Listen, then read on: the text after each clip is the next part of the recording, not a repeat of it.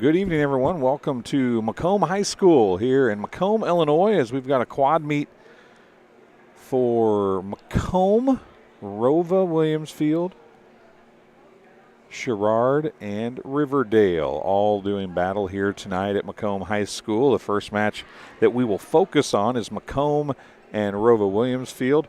At the other end, it will show sporadically will be Sherrard and Riverdale. Match number 2 will be Macomb and Riverdale, which will be right in front of us, and Sherrard and ROWVA Williamsfield will be at the far end, and then obviously match 3 will be Macomb and Sherrard with Riverdale and ROWVA Williamsfield at the far end. As you can see, we do have a scoreboard. We're going to try that tonight. Try our best to keep up with it, as it'll be a short staff. Just me talking, probably mostly letting you guys watch and pay attention at home, because you guys probably know as much as I do about this deal. But we will let you guys watch and get a chance to see some things as we move through the evening. A lot of great matches coming up tonight here as Macomb and ROWVA have. Macomb has 1 forfeit. ROWVA has 2 forfeits at the lighter weights. Nina Kale will win for Macomb at 106. Brooke Stickle will win for ROWVA at 113. And then Ethan Wickert will win for Macomb at 126. All the other matches will be contested. There are a few extra matches. There'll be 2 extra matches against ROWVA Williamsfield. Nina Kale will wrestle Brooke Stickle, and Charlie Bedford will wrestle Harlan Mitchell. There'll be 2 extras against Riverdale. In the second match, Ethan Wickert will wrestle Eli Newton. Jaden Statler will wrestle Braden Gwiggle. There'll be 3 extras against Sherrard at the end of the night.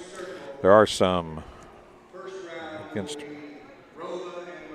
Riverdale. Will have Macomb a forfeit at 175, and Macomb will forfeit at 215 against Riverdale. Macomb will also forfeit at 106 and 113. We'll take our first break, and we'll be back in just a moment on TSSR Game Time Live, presented by MDH. At Western Illinois University, Leathernecks don't just blend in. Our purple stands out. Our students are innovative, creative, and resilient. At WIU, there is limitless potential, with campuses in Macomb, the Quad Cities, and online. Visit wiu.edu/potential to become a Leatherneck and get an education that stands out. I went through MDH when we were trying to get pregnant. We were struggling the first year, and then when we got pregnant, I stayed at MDH and through labor, and now for pediatrics. My experience was nothing short of phenomenal. I was met with amazing staff members who helped me through concerns that I had when she was first born, helping me learn how to be a new mom. It was really reassuring and comforting knowing that I had so much support and kindness around me. My entire pregnancy at MDH was amazing. Well, I've always had an interest in the medical field, and then growing up, I actually went through physical therapy myself for an injury, and that got me back to playing my sports and the activities that I loved. So seeing that firsthand, I got to see how much physical therapy could really benefit. MDH Sport Medicine Rehab is just not for the athlete. We see a variety of ages, getting them from having pain to no pain to get back to their normal activities and their prior level of function. And welcome back here to Macomb High School. As I was saying, there will be some forfeits for Macomb against Riverdale. Looks like there'll be 4 of them for Macomb against Riverdale.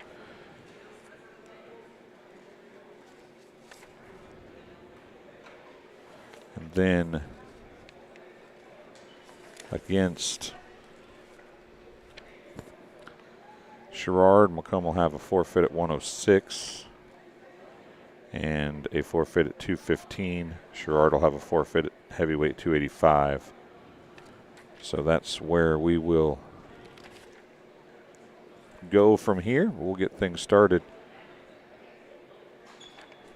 with ROWVA and Macomb here on the near mat. The captain's meeting is going on as we speak. Again, we're starting at 2:15. That's the weight class. We'll try to keep up on the clock as best we can. It may be a second or so off, so don't hold it to exactness, but if there's a break, timeout for some reason, we will stop the clock and reset it. We'll try to keep up on getting stuff changed as well. As long as there's no name changes, we should be pretty good, as long as we can read the writing of both coaches, or of Coach Weston, actually, I think, is who wrote these. So as long as we can read his writing, we should be good. First match should be at 2:15 between Macomb and ROWVA. It should be Kyler Cheatham and Caden Sanders. The two doing battle here in this one. Sanders is from ROWVA. Cheatham is from MHS. You can see that on the screen again. We will do our best to keep it up and right. Maybe a second or so off here or there, but we'll do our best. Hopefully you guys can enjoy tonight's contest between four very good wrestling programs. If you would be so kind as to share this stream so friends and family at home and other places will be able to watch, we would greatly appreciate it.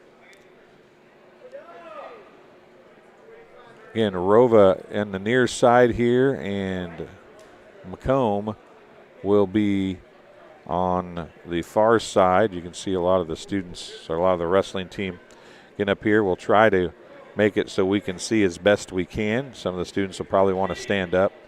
It may make it a little more difficult. Again, Kyler Cheatham and Caden Sanders supposed to do battle for Macomb and ROWVA here. Just about ready to get underway with our first match. A few minutes late from start here.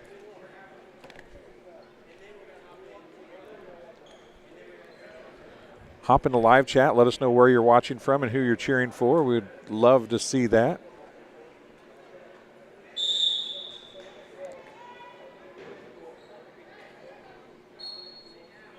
And match number one is underway. And already I forgot to start the clock.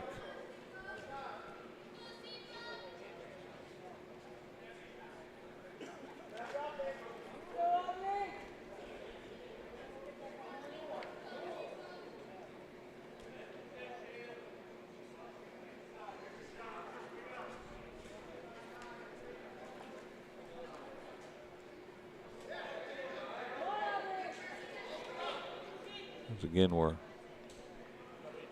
not sure that I have the right wrestlers out here.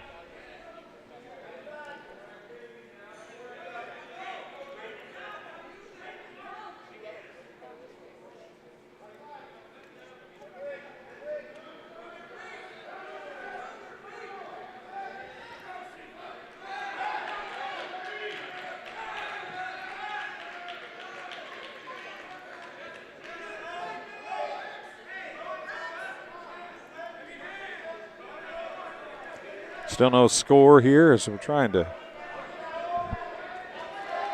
2 points for Macomb.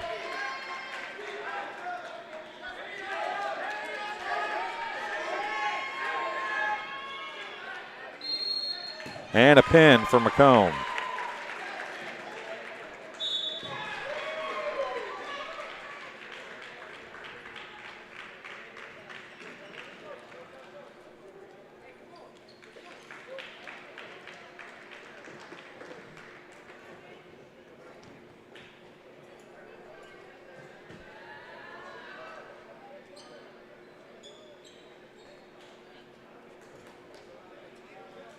That was an extra match, obviously,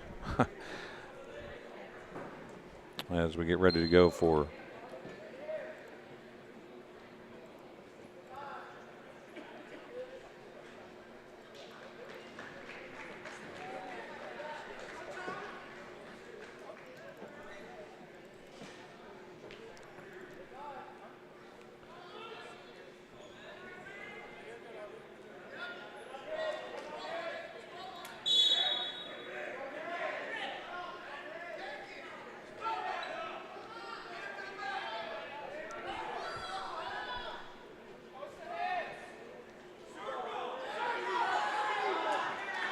And 2 points for Macomb.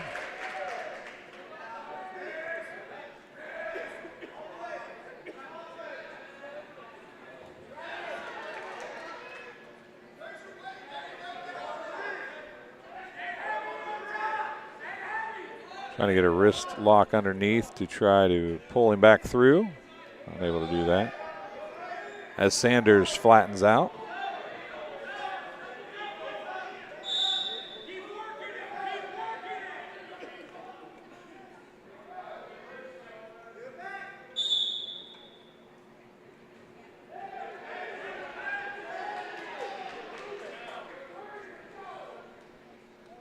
Again, Cheatham on top here, trying to roll Sanders, unable to do so as of yet. Sanders remaining flat. Cheatham staying busy.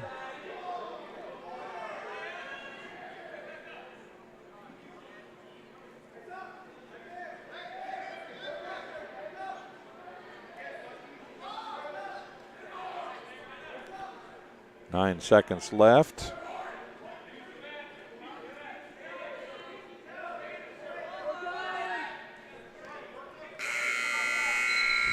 Period one is over. Period two here.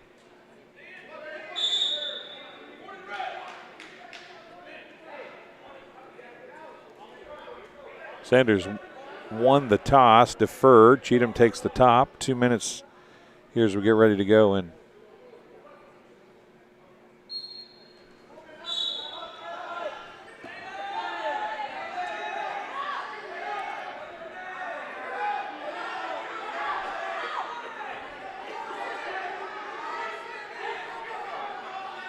We got a shoulder lock here, trying to roll Sanders. He gets him over. Back points coming and a pin at the 137 mark.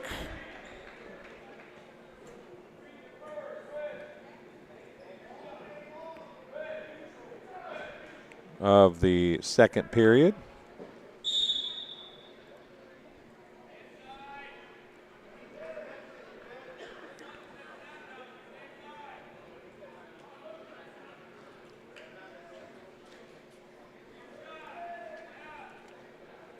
See if we can get round number two, match number two put in here. Should be Brown and Aiden Sanders.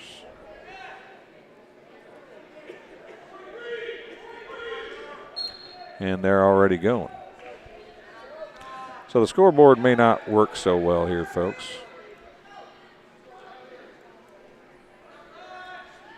We're at 285 now.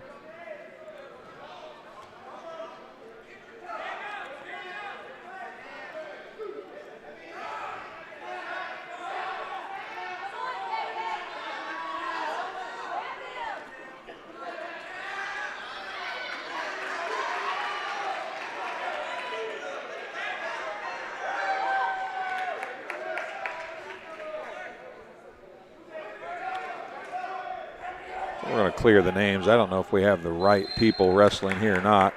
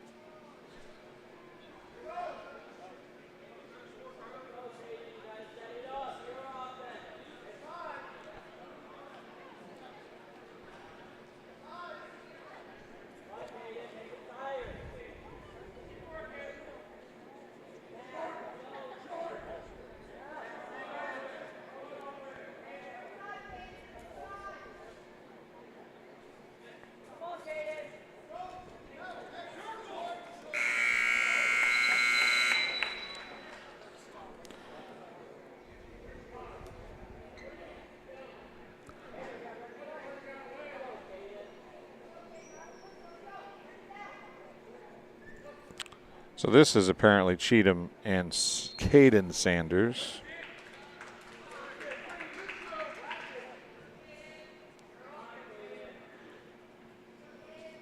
Again, we apologize. We're under the impression that the two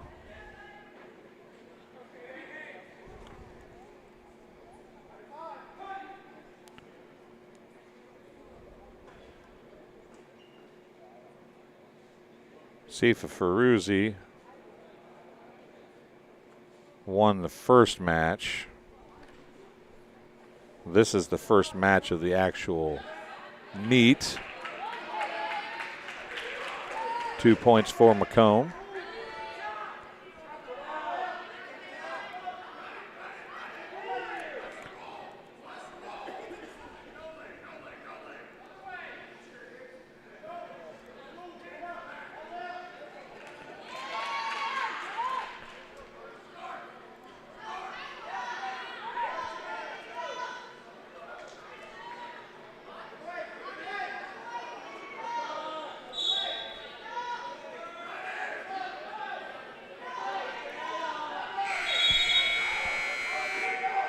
.40 seconds left here in round two.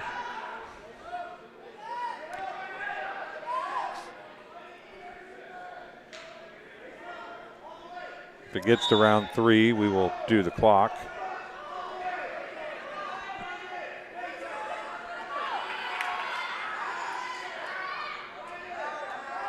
.17 seconds remaining.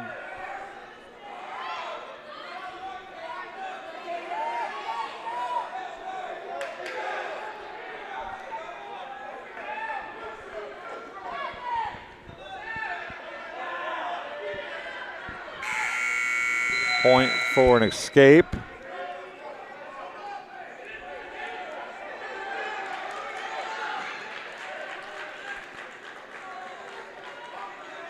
Round three, it's 5-4.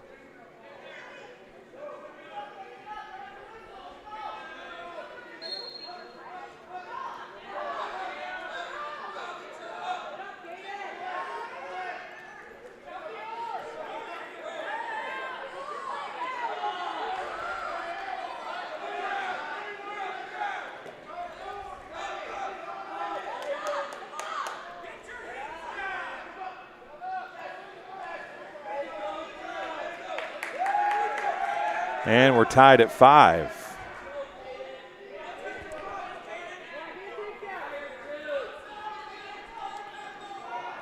This is Caden Sanders and Kyler Cheatham. At 2:15, I believe. There's not been much communication. They did 2 extras prior to the start of the point scoring matches. Sanders gets around on Cheatham, down to a minute, tied at 5 here in round 3. We have 1 minute overtime and then 2 30-second overtimes if need be.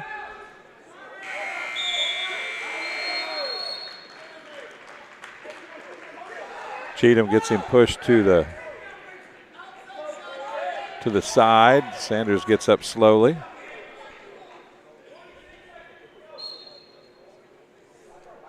And they're both stood up. A takedown is the difference, or could be the difference here, as I forgot to stop the clock.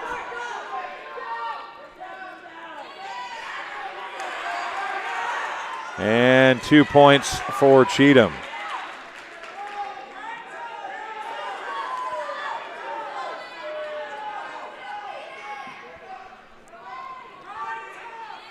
Going for some back points now. There's 3. And a pin at 13, or 12-5 is what they call it. A pin at 12-5. 12.5 seconds remaining.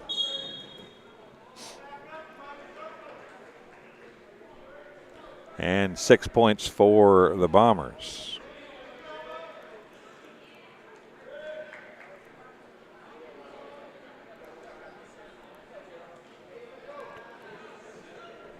So now it should be Alex Brown and Aiden Sanders.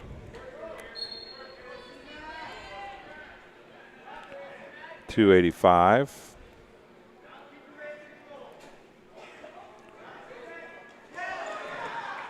Brown gets 2 points for Macomb.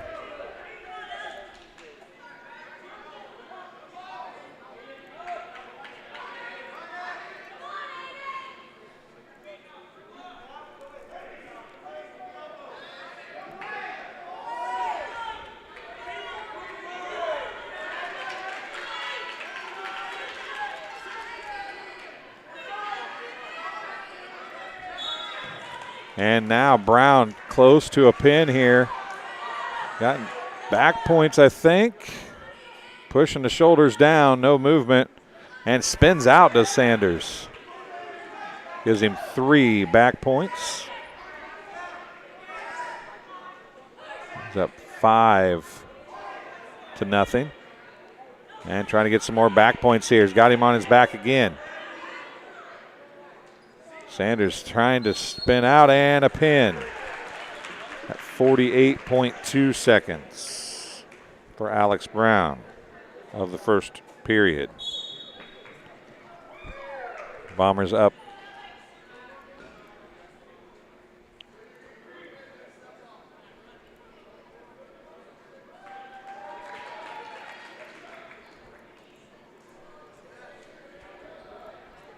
And at 106, the Bombers get a forfeit. Nina Kale gets the win. 3 more points for that.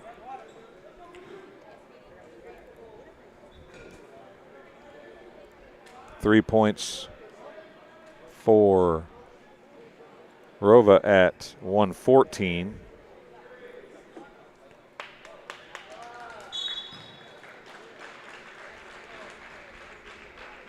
So the next match will have Robinson of ROWVA Williamsfield and Hoyt of Macomb at 120.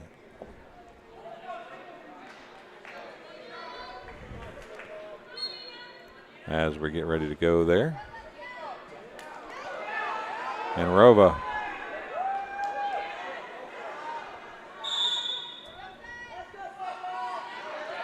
.2 points for ROWVA.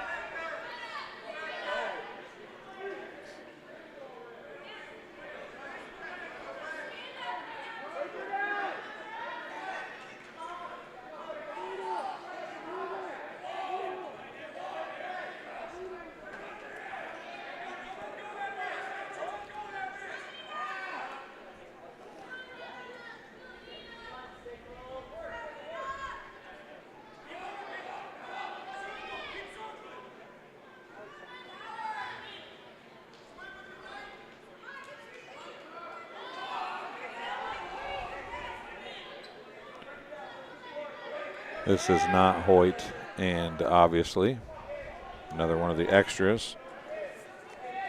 Try to figure out which extra it is here.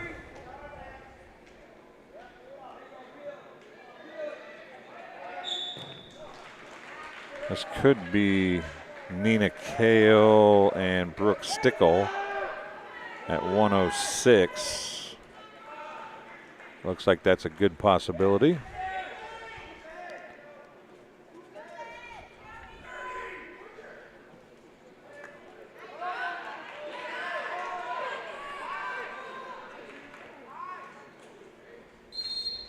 There's a pin for ROWVA Williamsfield.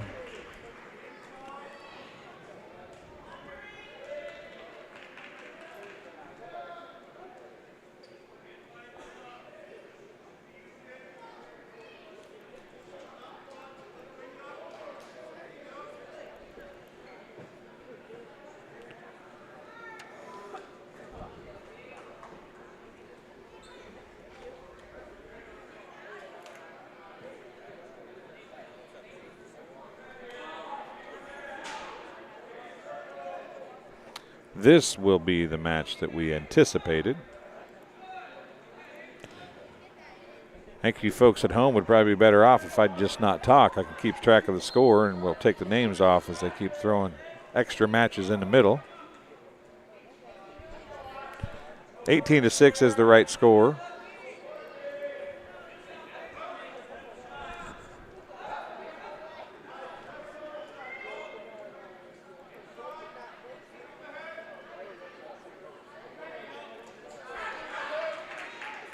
Two for Macomb on a takedown.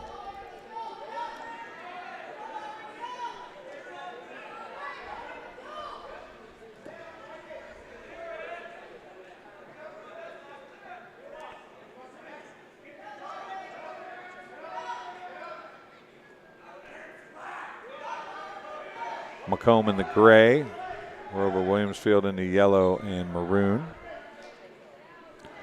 Gray and orange for Macomb.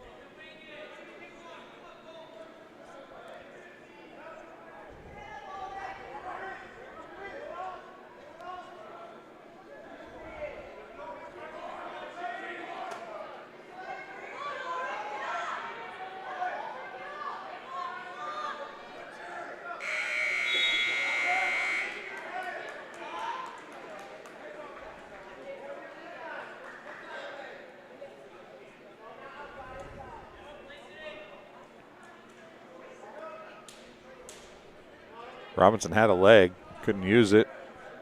Hoyt takes control again, tries to get him on his back, can't do it.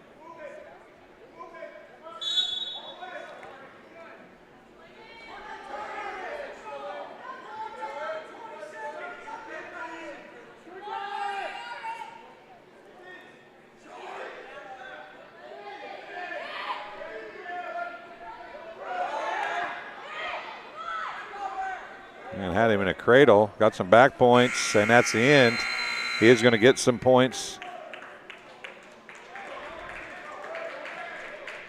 See who they give the points to. They give them to the Bombers. 3 back points. It's at 5-0. At the end of the first period.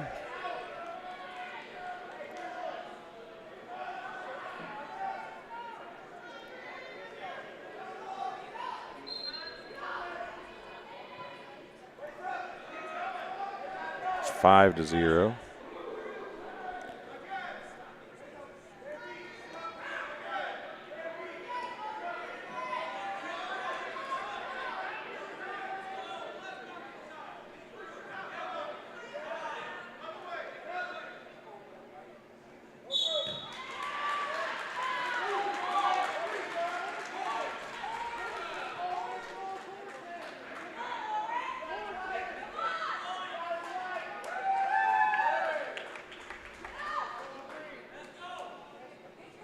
Three more back points.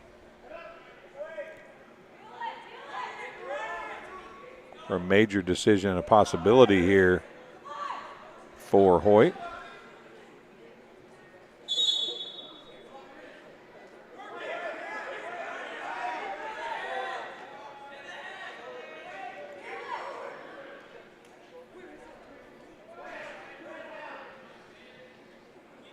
Trying to roll him over one more time, under a minute to go.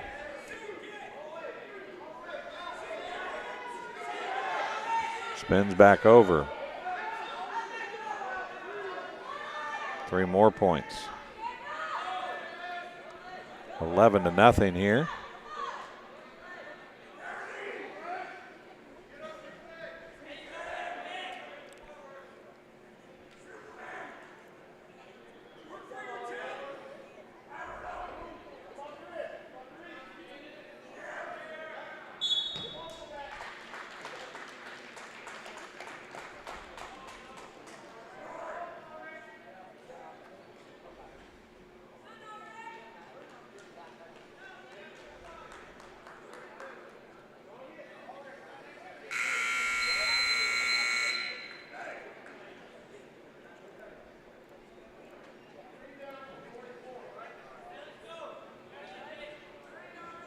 And Hoyt will take the bottom this time, up 11-0 entering the third.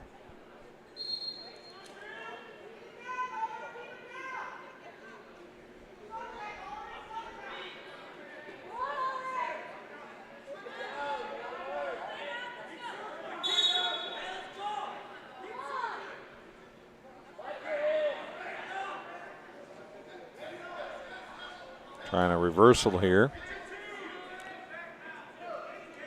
Gives him 2. 13-0. And a pin may be coming here. He's going to get some back points if he doesn't get a pin. Looking. He spins back over. Give him a back point. Stop. 3 for back points. That's a major decision for Hoyt.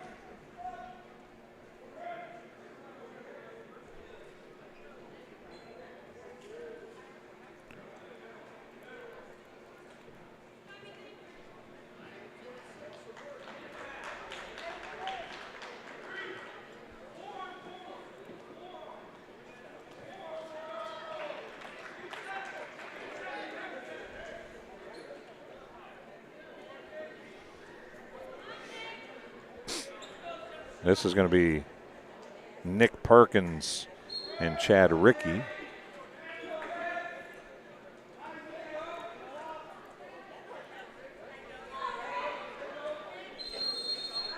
They're out of bounds. And then there was a forfeit in there as well. The Bombers lead 29-6. And Nick Parkins, as we'll update it. Nick Parkins and Ricky. Parkins gets 2 points.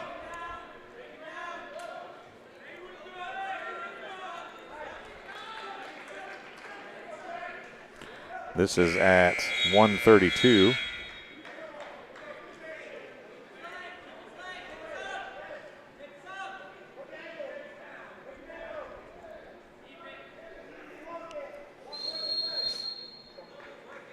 And a stalemate's called. They'll both stand up. Parkins leads 2-0.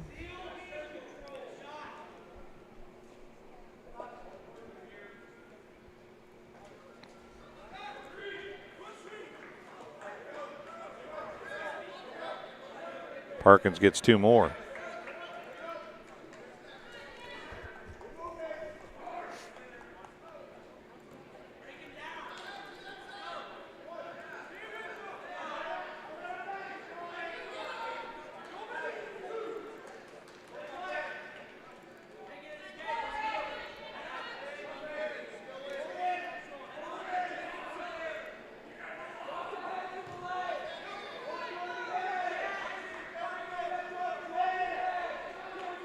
Three points for Ricky.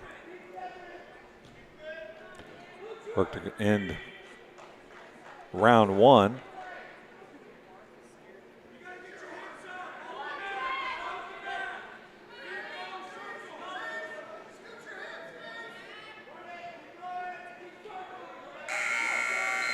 That's the end of round 1.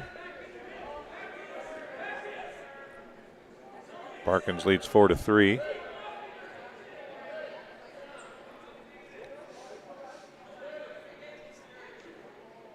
And they'll both start up.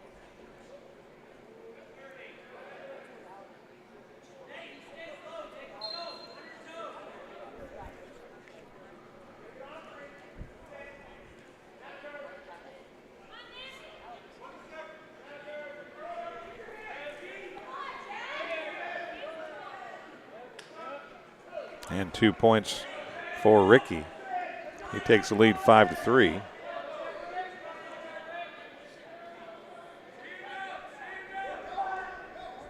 Chad Rickey. This is at 132.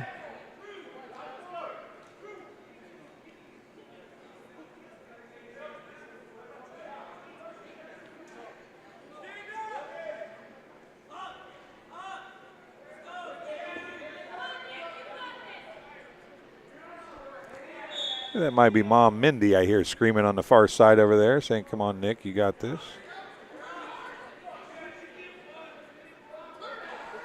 1 minute remaining.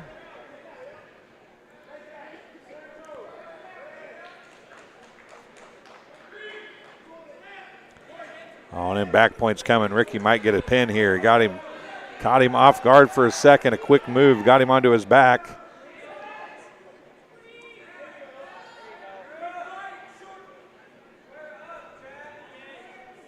.34 seconds left, and a pin at the 33-second mark, according to the official clock.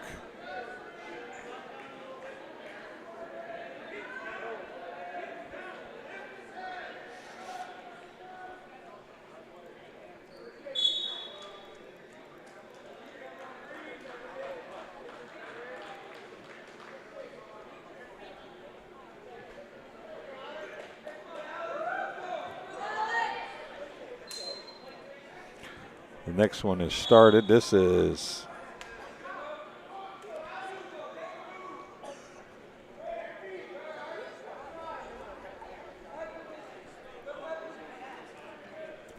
we're just going to take the names off, folks, because I can't keep track of who's the extras are running or not. So we'll just take the names off, and when we know somebody's wrestling, we'll let you know.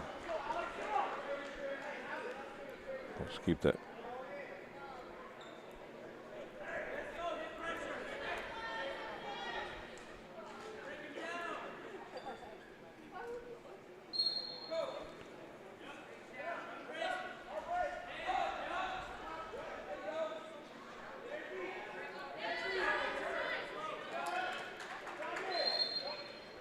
Out of bounds.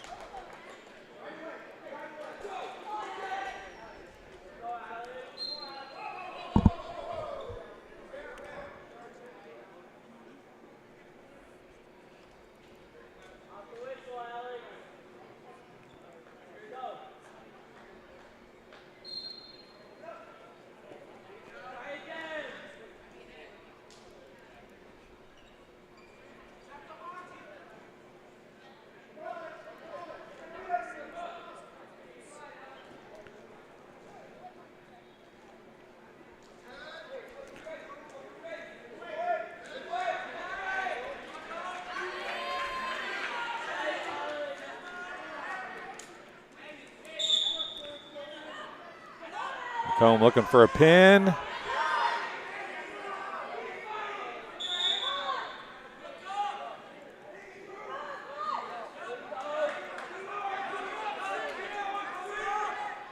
Still 3-0. Let up, push back down, and there's the pin at the 34.33 mark. That was Johnson Damone, or Damone Johnson.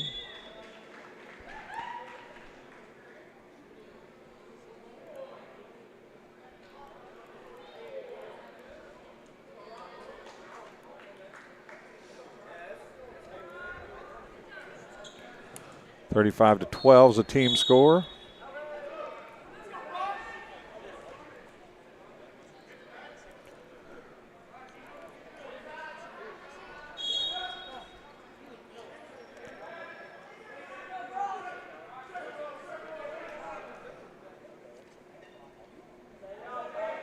This should be Thomas Kobix and Brock Davis here at 1:44.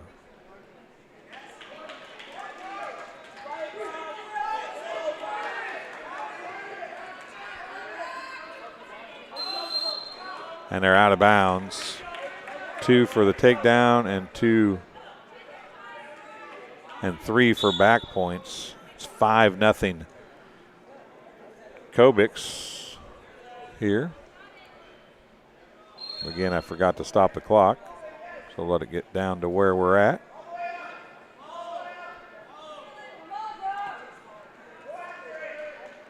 An escape.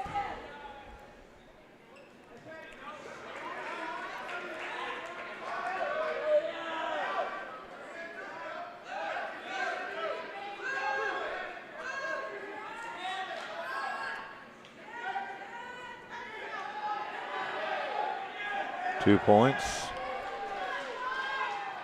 And 2 points for back points. 1 point for an escape. Macomb has one major decision. Here, Ethan Hoyt had the major. at the 120. They've got a couple pins as well, but this one is working towards a major decision also. It's 11-2 here in the second period. Or first period, excuse me.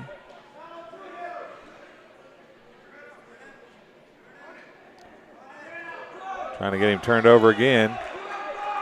4 seconds, and there's the pin. At the 3.3 second mark, Kobix gets the pin. He was up 11-2 at the point.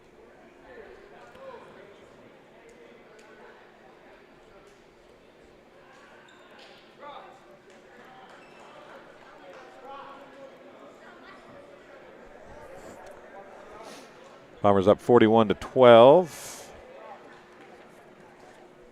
Next one should be Jaden Statler and Noah Soper.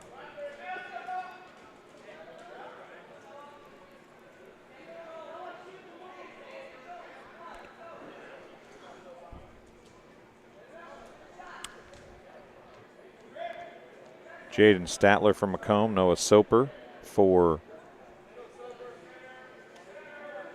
the Cougars. This is at 150. They started at 215 in the weight class 215. So 4 more matches after this one. Let's go hop in the live chat. Tell us where you're watching from and who you're cheering for.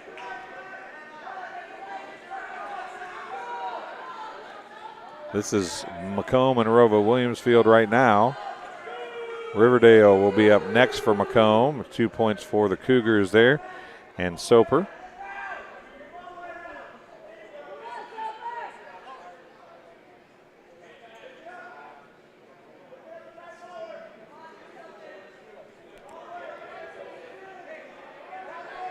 Carlos Bustamante and Edwin Foster up to battle next at 157.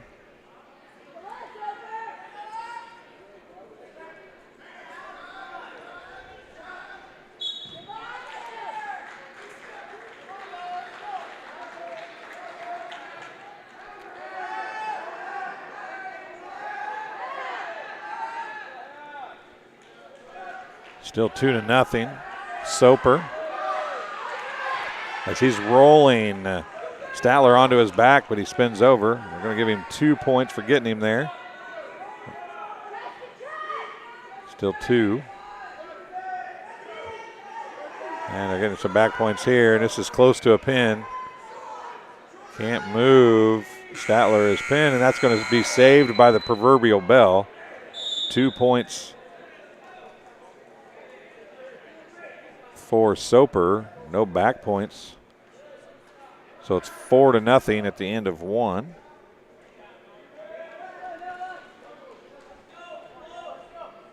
Statler will start period 2 down.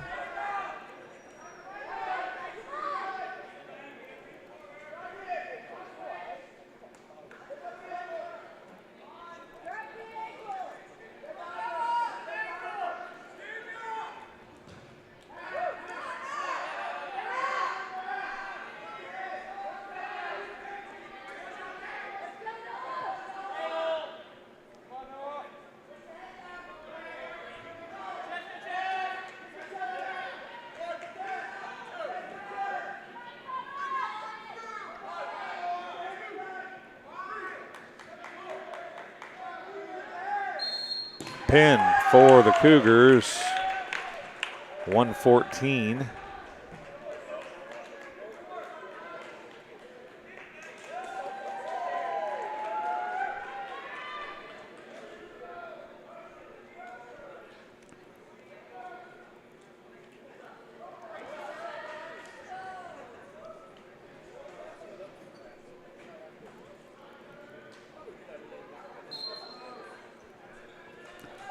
To 18 now.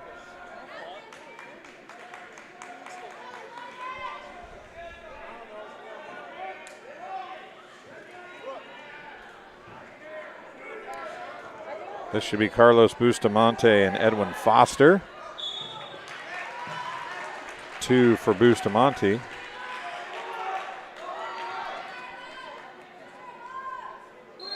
And they're going to call the pin. The 1:30 mark of the first period, Bustamante gets the pin for the Bombers.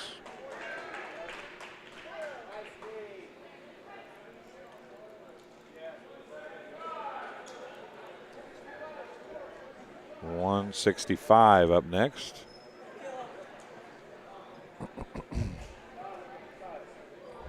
This should be Tyler Shannon and Taylor Foster. Foster for the Cougars, Shannon for the Bombers. 2 points for Shannon.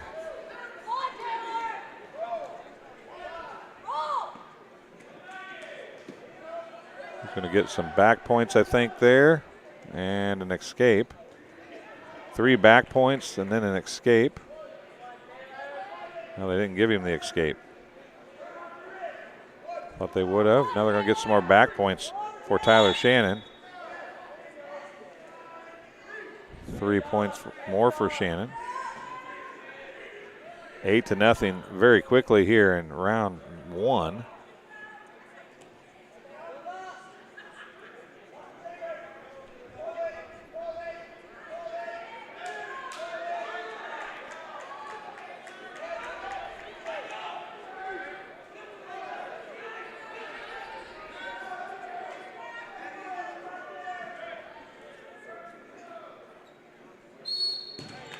Pin at the 45.8 second mark for Tyler Shannon in round number 1.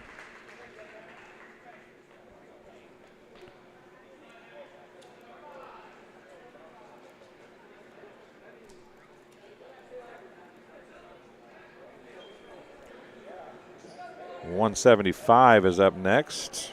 This is Christian Franklin for Macomb and Connor Wilson for ROWVA Williamsfield.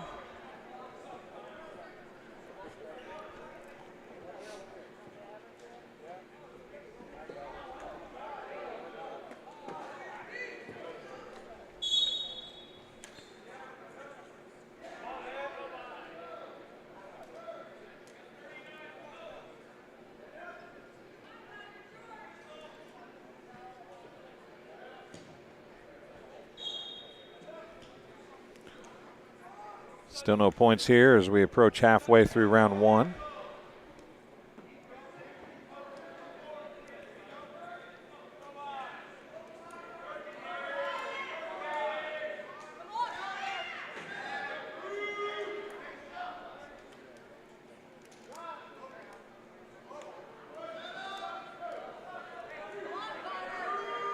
And they're out. We'll see how many points are given here. 2 points for a takedown. And 2 points for back points for the Bombers. I believe it's Christian Franklin.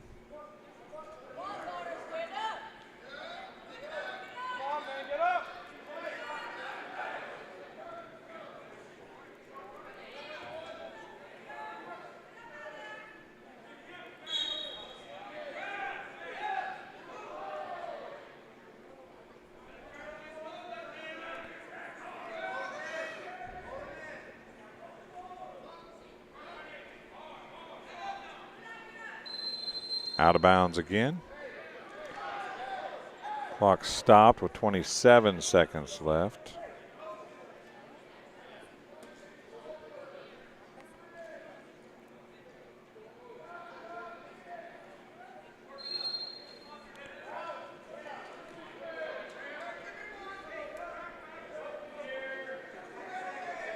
One point for an escape.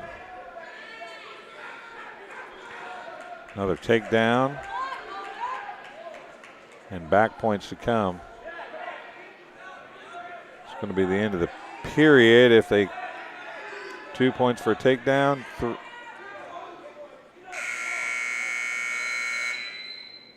3 points for back points. It's 9-1.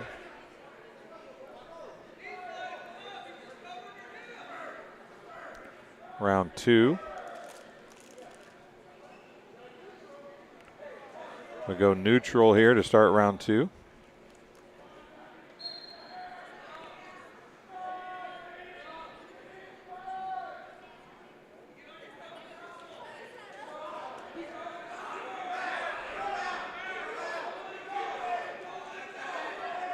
Two more points may be coming if Franklin can get out of the arm lock on the leg there. They went ahead and gave him the 2 points. And some back points going to come now too. Approaching a major decision. 2 more. It's 13-1. And a escape makes it 13-2.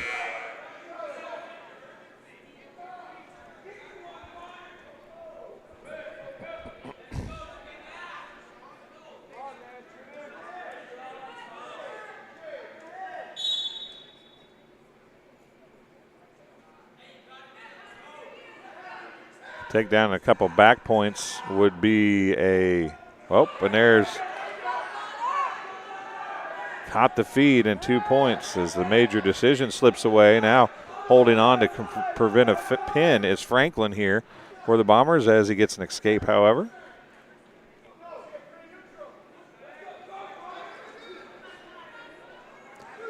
And he gets 2 points for a takedown.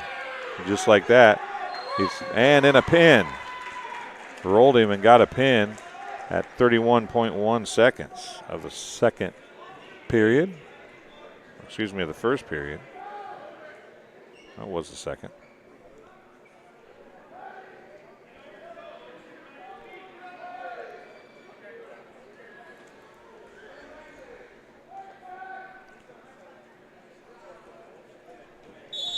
.190. Oh, this is going to be a.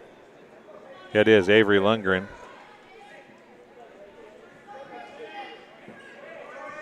Avery Lundgren and Patience Riggs.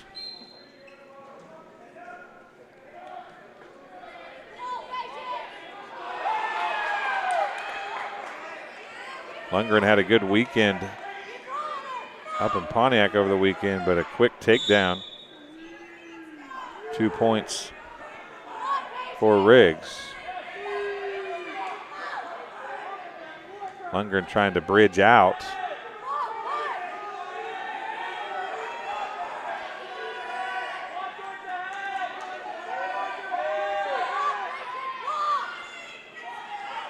Lundgren is spun onto her stomach now. Gets 2 back points. It's 5-0.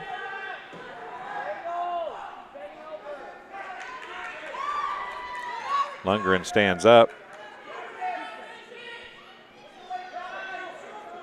And this is Riggs and Lundgren. Riggs for the Cougars, Lundgren for the Bombers. Now more back points coming possibly. Lundgren gets spun around though. They're going to give her 2 more points for back points. It's 7-0. And they go out.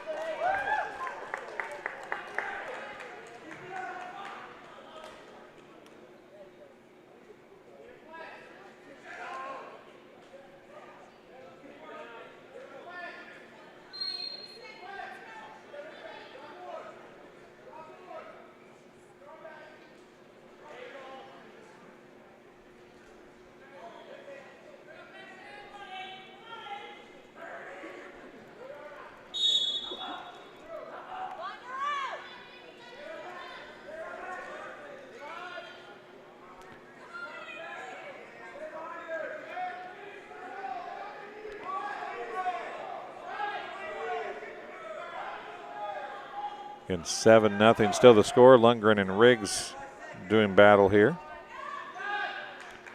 And Lundgren escapes just as the period comes to an end.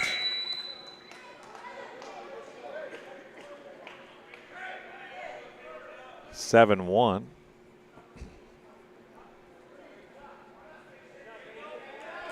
Lundgren's going to take the top to start period 2.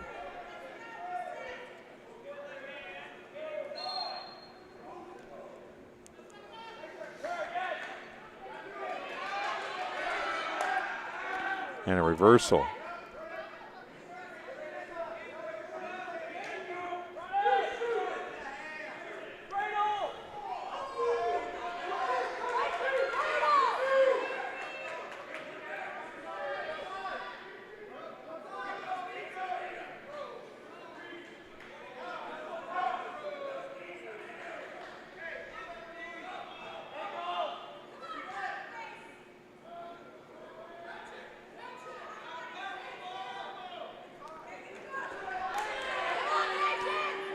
Spin and back points coming again.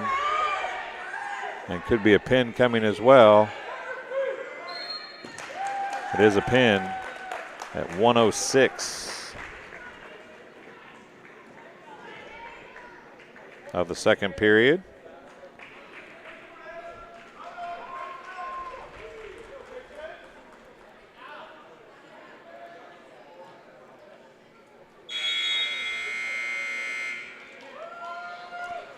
$59-24. That should be the last points event. We have a couple extras here.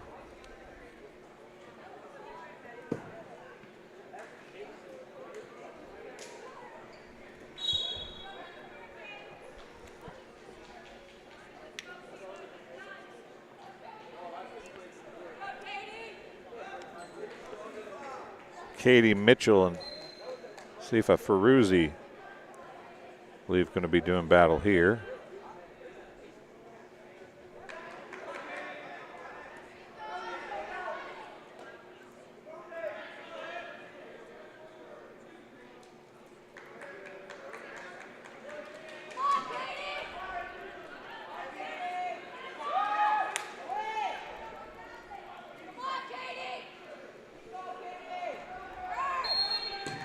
And a pin at the 129 mark for Ferruzzi.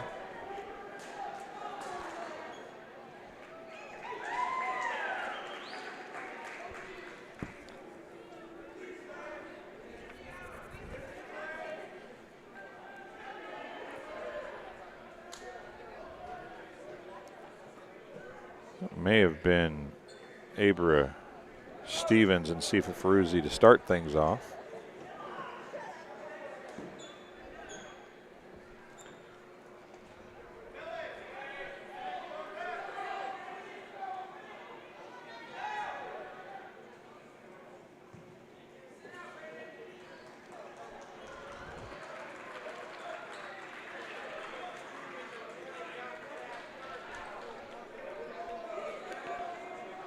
And that's the final, 59-24. The final for the Bombers and ROWVA.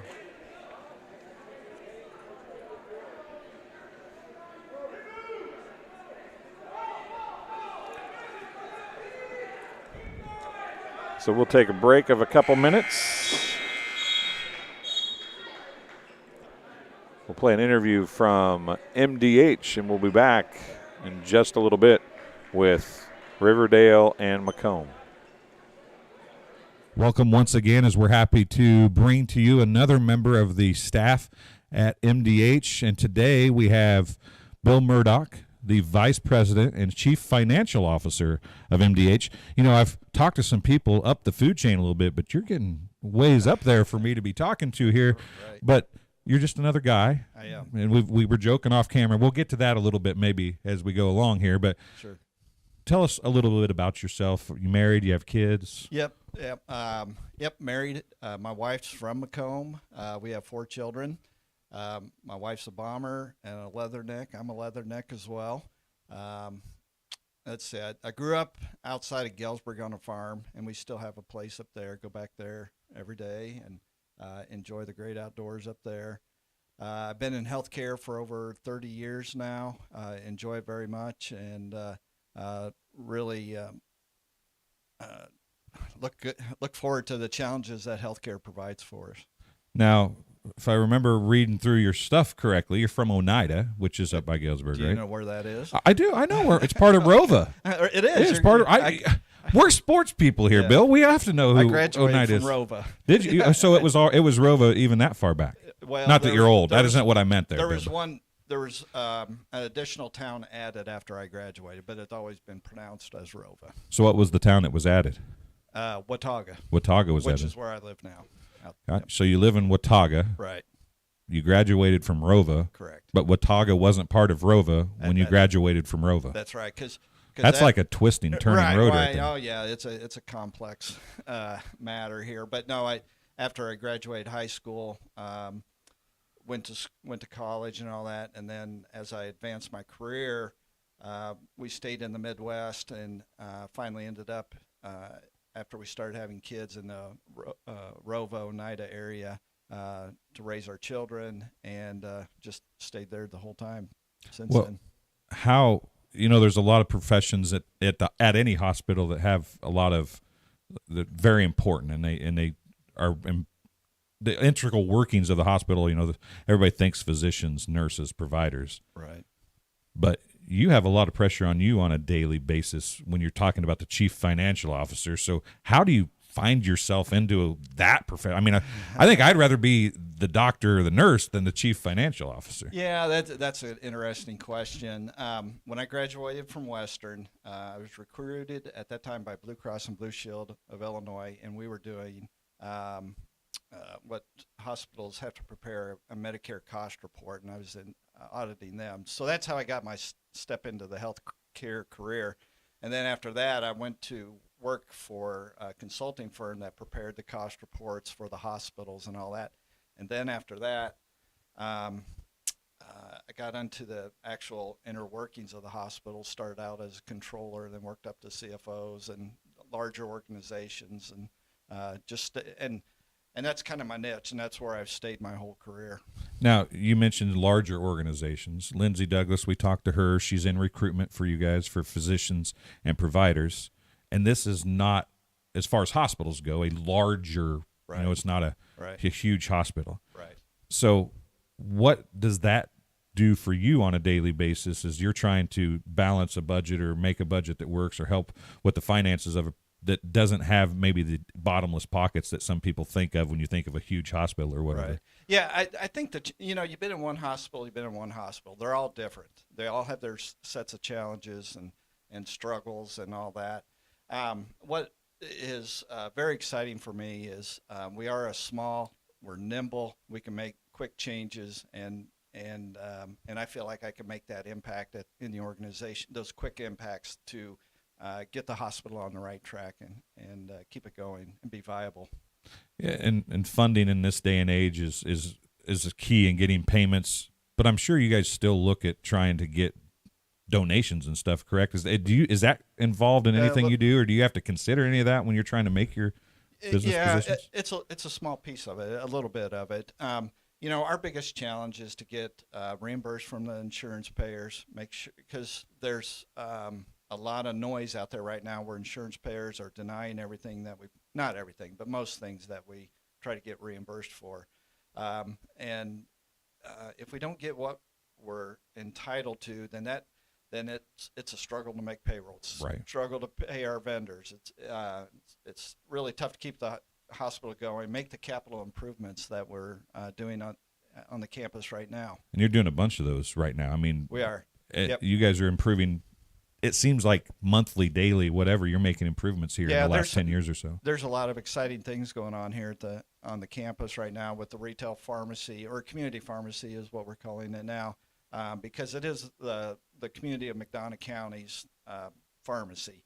And we're trying to prepare this organization for future generations so we can keep this hospital in the community for the people of the community.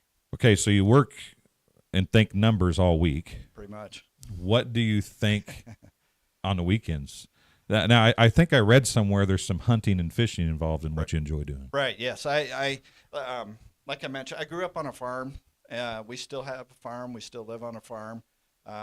So I enjoy just about anything outdoors. That would be fishing, hunting, camping, spending time on the farm, just fixing things or doing whatever. That's how I decompress and recharge to do the job that I do today. Okay. Now, I said I only had two questions. I got one more. We're about at time. But now, you're a hunter. Yes. And you're older like me. Okay. So I remember when I was a kid and everybody was deer hunting, if you got a deer, you were lucky. Right. Do you deer hunt? I do. And how much easier is it on your farm to get a deer now than it was when you were a kid? Yeah, I'm really blessed because there are a lot more deer today than there was years ago when I started hunting. I do, but I enjoy deer hunting. But I also, every deer I've gotten the last 2 years, I've donated to the food pantry. and let them repurpose it. Our sons also hunt with me as well. You eat a lot of that deer meat, but anything I get, it goes right to the food pantry, and I donate it back to the community. Well, it's MDH is all about community. It's been about community, and you even go home and make it about community. So that makes you a good guy, right? Right. Well, I don't know about that, but I appreciate the comment. Well, that'll do it for this halftime interview. We'll be back on TSSR Game Time Live, presented by MDH, with the second half right after this. At Western Illinois University, leathernecks don't just blend in. Our purple stands out. Our students are innovative, creative, and resilient. At WIU, there's limitless potential, with campuses in Macomb, the Quad Cities, and online. Visit wiu.edu/potential to become a leatherneck and get an education that stands out.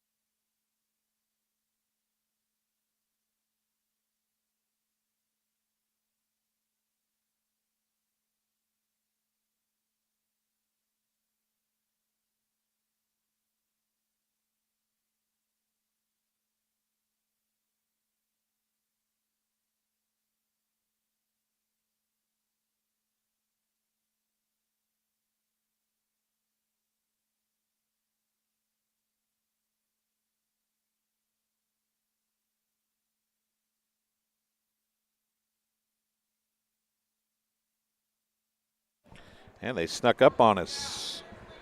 They had a meeting, but they didn't say much, and away they went. We're underway here, Riverdale and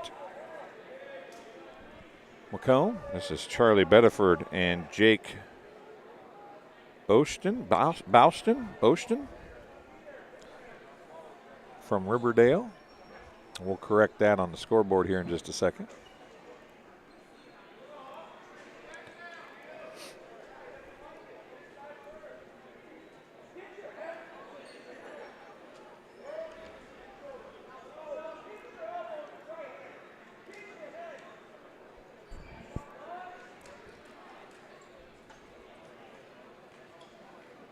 We apologize. We'll keep score in the next, or keep time in the next round. Neither wrestler has scored yet. Bedford finished second in a tournament over the weekend on Saturday.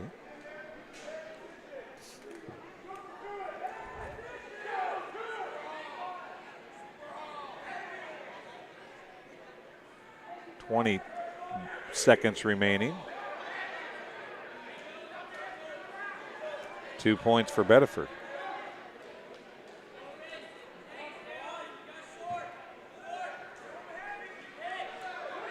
Seven seconds, 5 seconds. And at the end of the first period, 2-0 Bedford.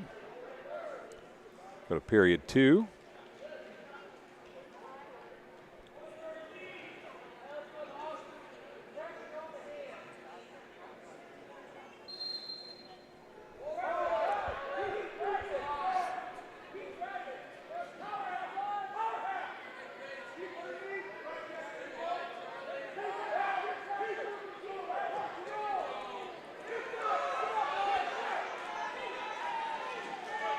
Back points, possible pin coming here for Bedford.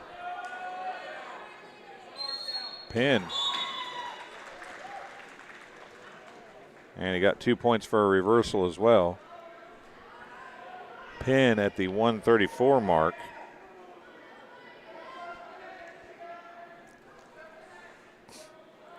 For Bedford.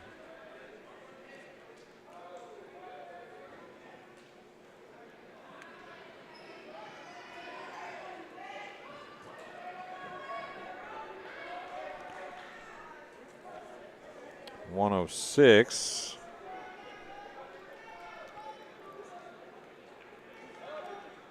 A win by forfeit for Ben Porter, and a win by forfeit for Triton Palfrey.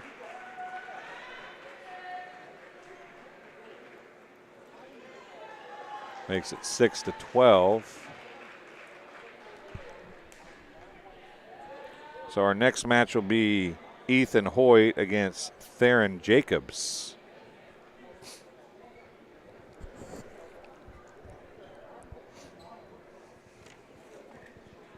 You can see what Hoyt did his first match. Hoyt won by major decision.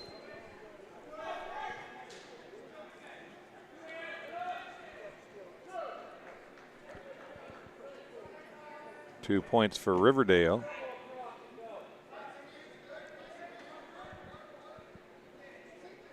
Theron Jacobs, Riverdale, gets the first 2 points here. One.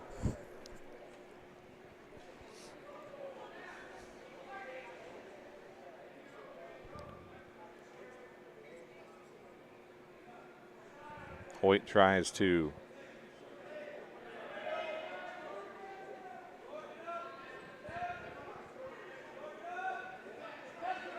find a way to escape. Meanwhile, Jacobs gets him rolled over on his back. Jacobs is going to get some back points here.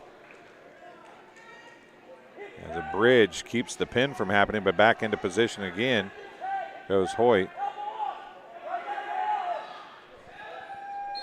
And a pin. 53 seconds for Theron Jacobs of the first period.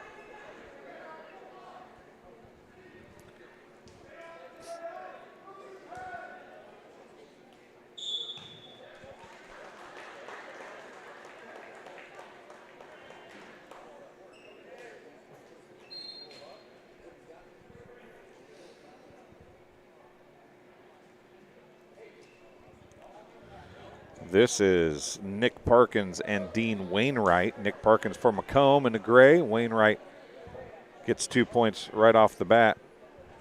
So we'll leave it there. Hadn't had a chance to reset those yet.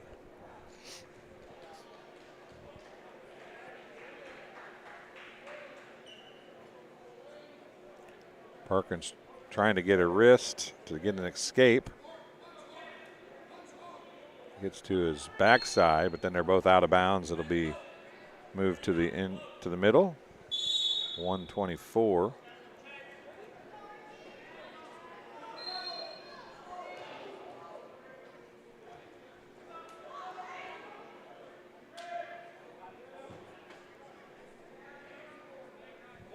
Again, this is Dean Wainwright and Nick Parkins.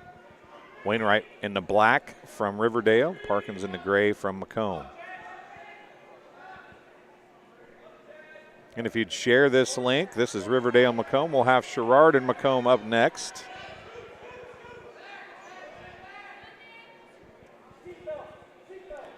We have a couple more forfeits a little later in the match. Parkins trying to get a reversal here. He's down by 2. He nearly had it, but Wainwright is able to secure. And now he's getting back points. Parkins trying to get off his back, bridging up.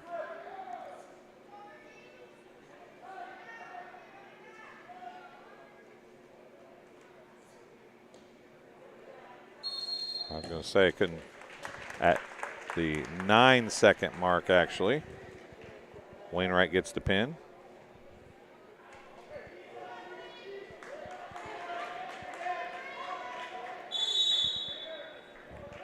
Next will be Damone Johnson and Cole Barrett.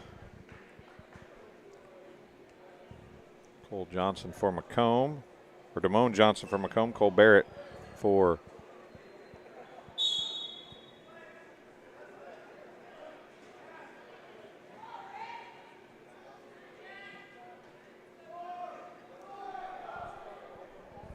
Riverdale.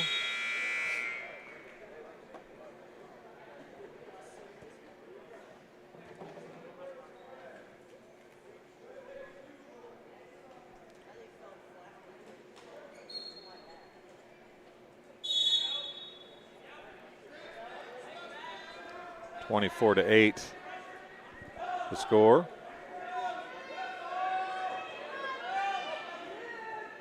Johnson lets Barrett go. Had him in a front lock, but could not spin around to get a takedown or control.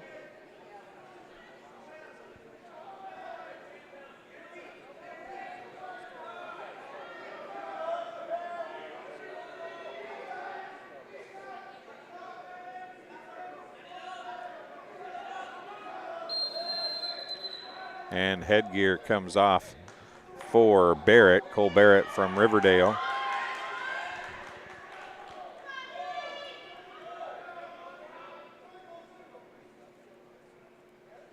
.111 remaining.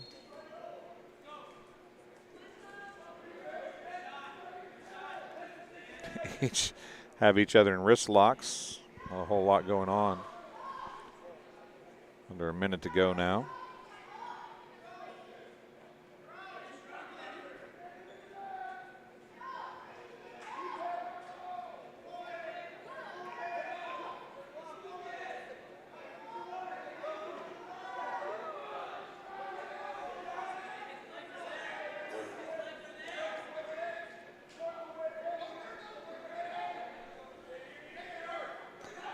No score here in the first period.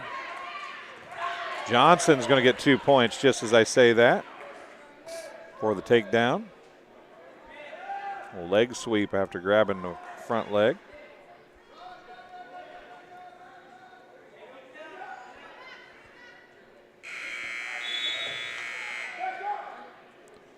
Under 10 seconds to go now.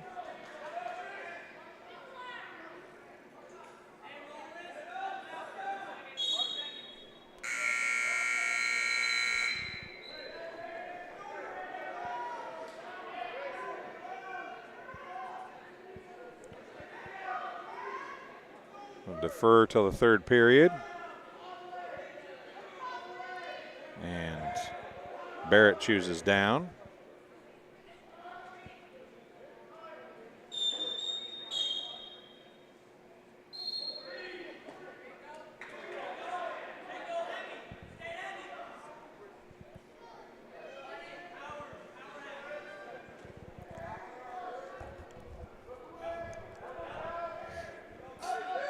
Barrett wanting the escape point. Unable to get it yet.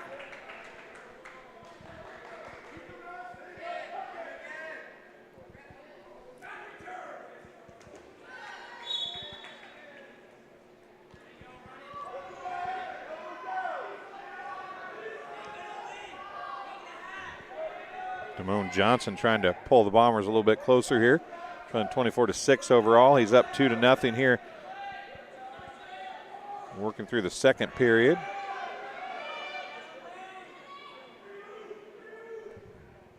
Cole Barrett flattens out, trying to prevent Johnson from getting a chance at any back points here.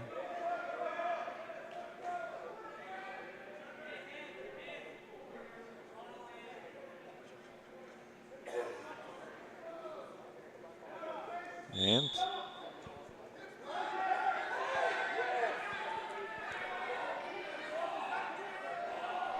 close to an escape here or a reversal for Barrett. Unable to complete it as of yet. 25 seconds. Our clock is about exactly with the official clock. 15 seconds. Now trying to get into a cradle. 7 seconds. 5 seconds. And a reversal right at the buzzer. And it's 2-2 after the second period.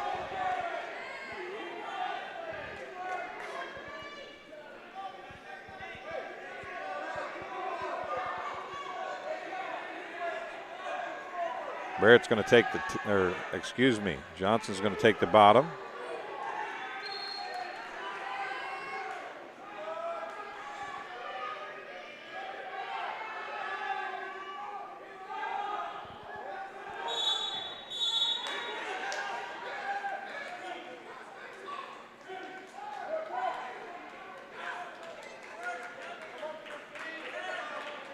A really good match going down at the other end. It's 11-10. A lot of points being scored down there.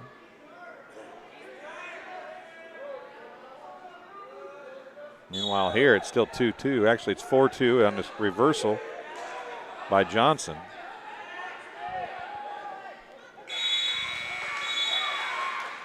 Barrett trying to get a reversal himself.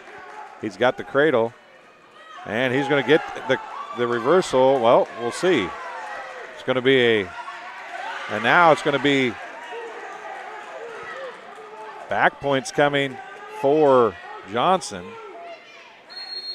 And a pin. Really looked like there was going to be a reversal, and then suddenly, with 56.5 seconds left,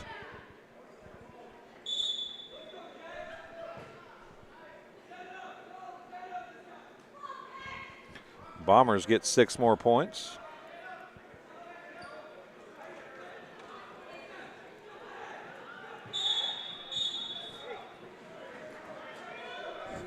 It's 24-12. Reagan Hansen and Caden Foster.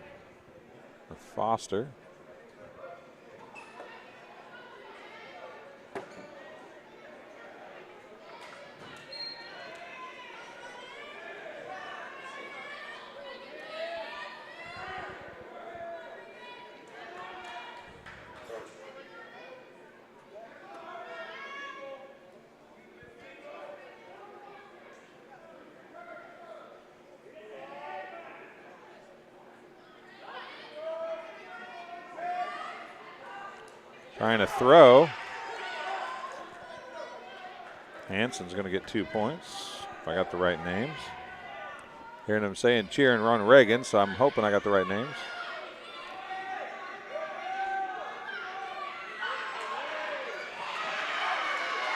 Rolling over onto the back. And a pin. Reagan Hansen gets a pin at the 1:14 mark of the first period. The Bombers are within 6.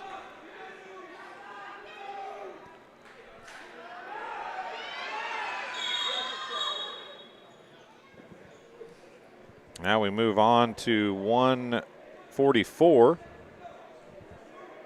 Thomas Kobix and Colton Cruz.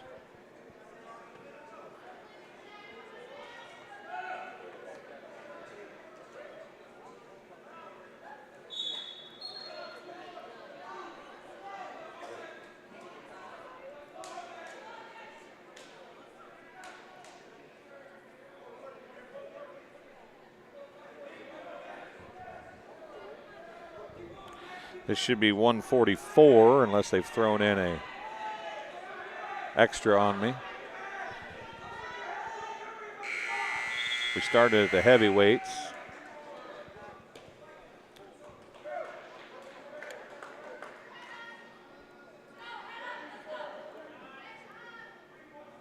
Two points for Cruz.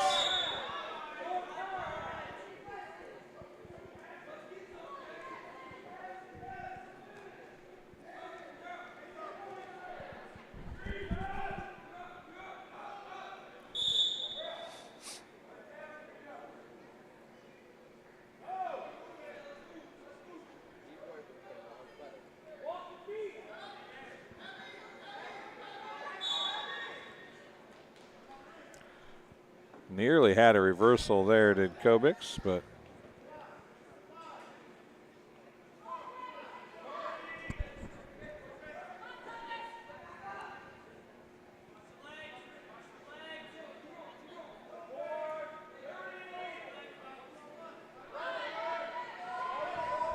half a minute remaining.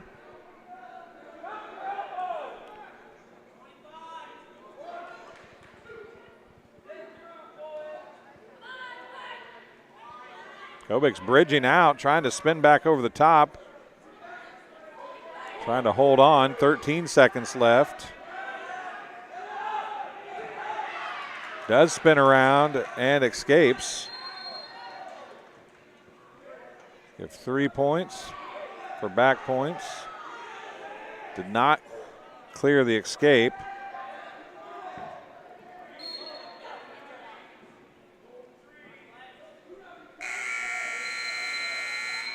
that's the end of the first period. 5-0. Cruz. It's 5-0, not 6-0. I apologize. Kovics will be on the bottom.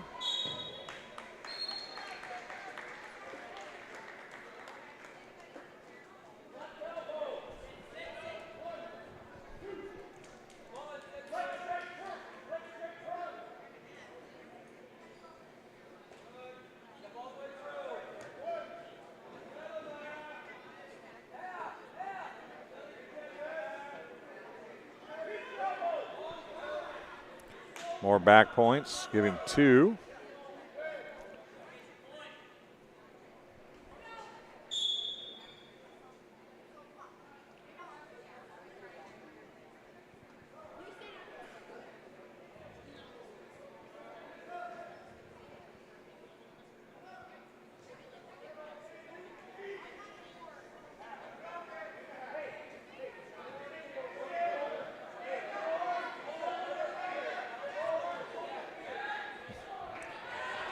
Cruz is taking his time, listening to his coaches, got the information, and more back points coming.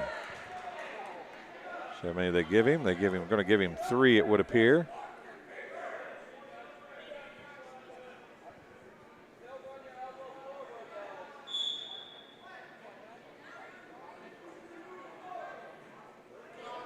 And back on his back it goes again. Have not given him the points yet. May give him a pin right here. Looks like Kovics is done, and he is with 24.7 seconds left.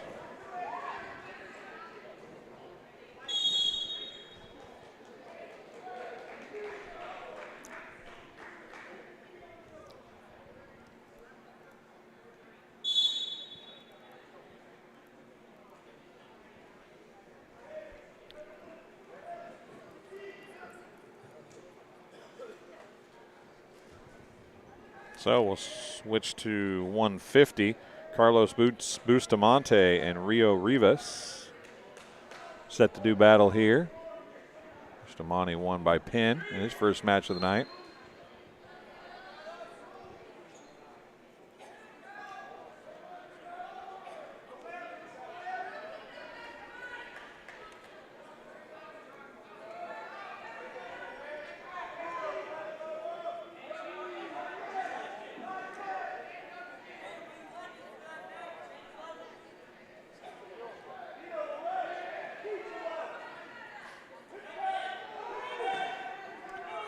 Bustamante goes for a leg, and he's going to get 2 for a takedown. Single leg takedown.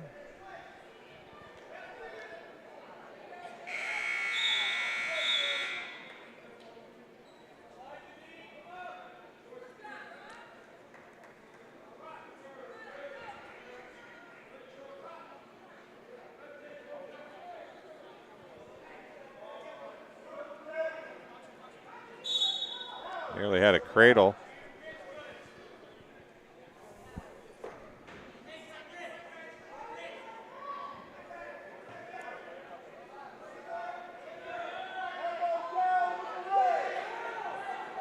Now roll over on the back. Back points coming for Bustamante and a pin at 39 seconds of the first period.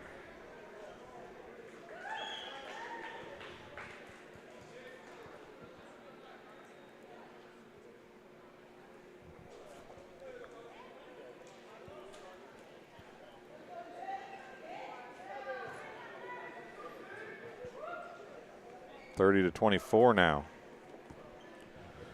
This should be the 157, Tyler Shannon and Blake Smith. Shannon from Macomb, Smith from Riverdale.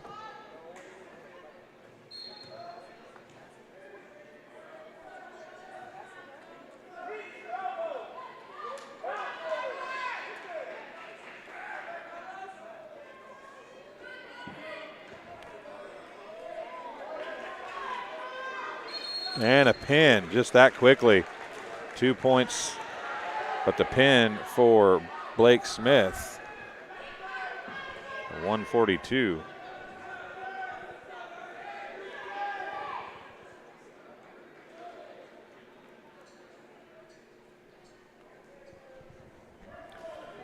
Next up should be 165. Krishan Franklin and Brennan Higgins.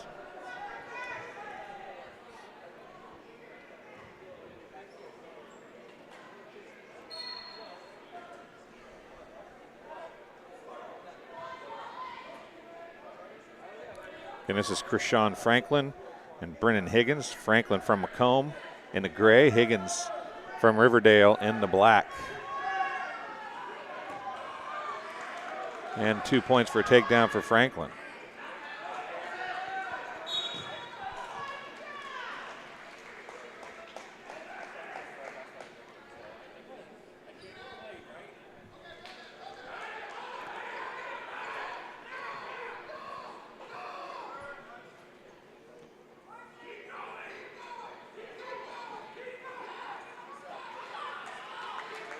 On the back, some back points coming, possibly a pin. There it is. At the 1:11 mark of the first period, Franklin gets the pin for the Bombers.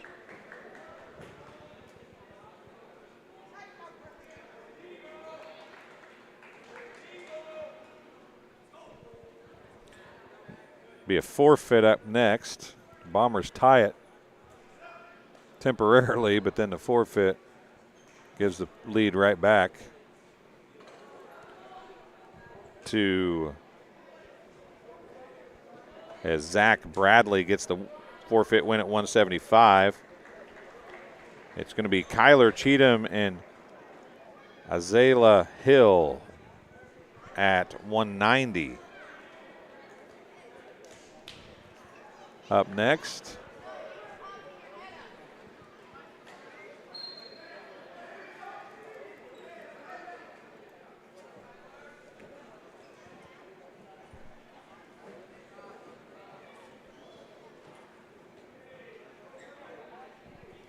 and this is Cheatham and Azala. Azala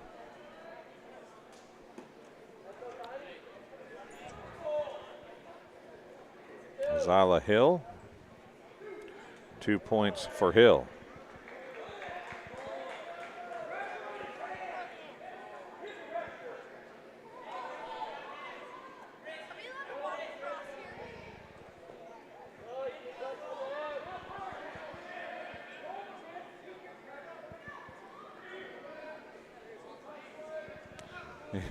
Nearly out of the circle. They stay in with a little help from Hill, pushing Cheatham back in.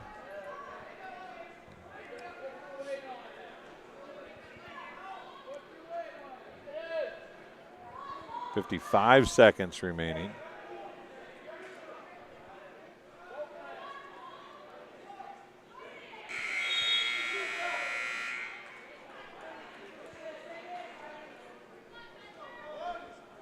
Some back points.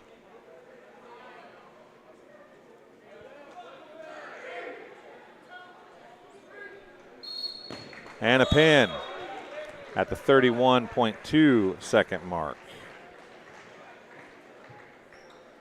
We have a couple extras, I think, that will come here. That was a period number 1.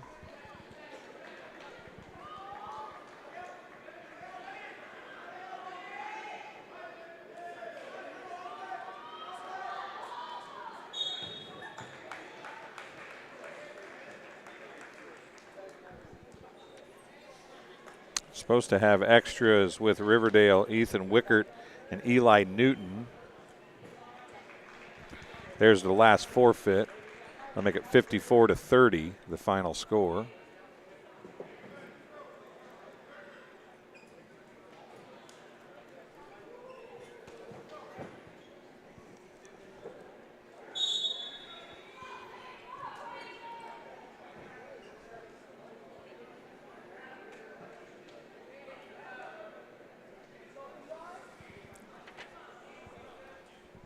Again, this should be, I think it'll be Ethan Hoyt and Eli Newton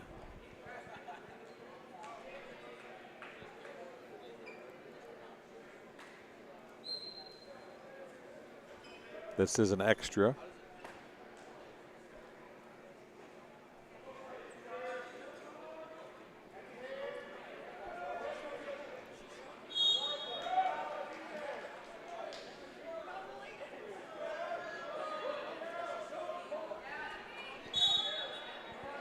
Or Ethan Wickert, excuse me. I might have said Hoyt. It's Ethan Wickert and Eli Newton.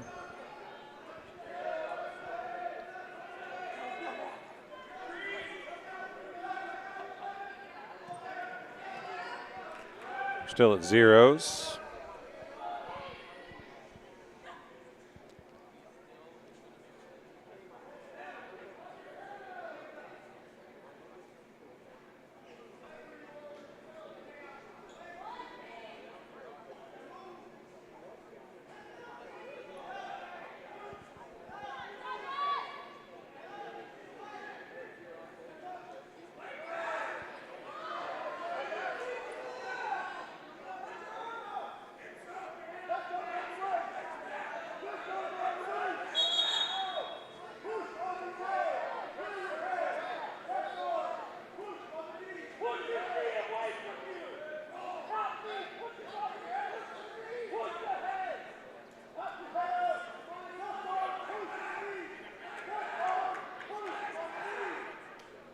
And this is Ethan Wickert and Eli Newton.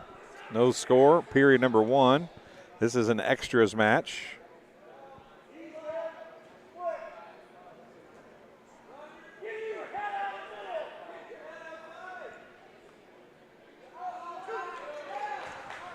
Two points.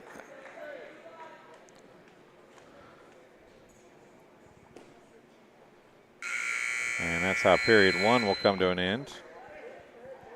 Go to period 2 with Riverdale's Eli Newton up 2-0.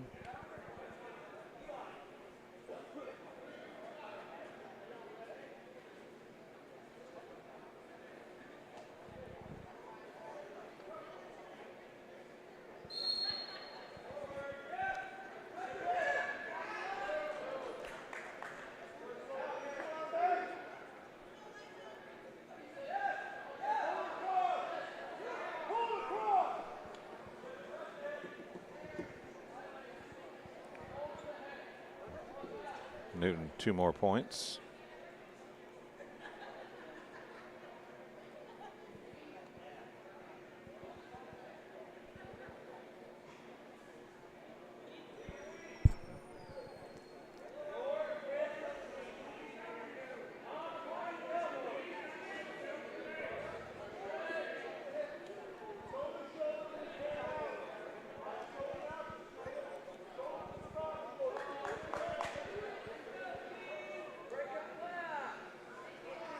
Wickert trying to get a reversal, roll into a cradle, back points, and a spin out and an escape.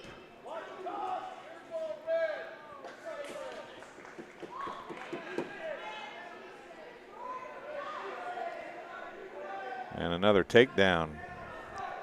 Gets it to 8-1.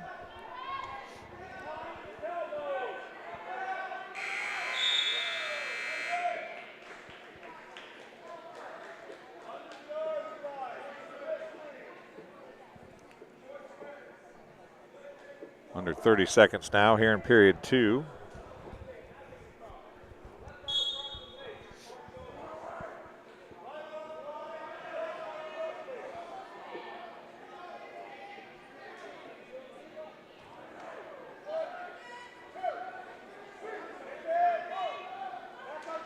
Back points down the stretch here. Going to give him 2 if he can't get any more. It's at 10-1. At the end of the second period.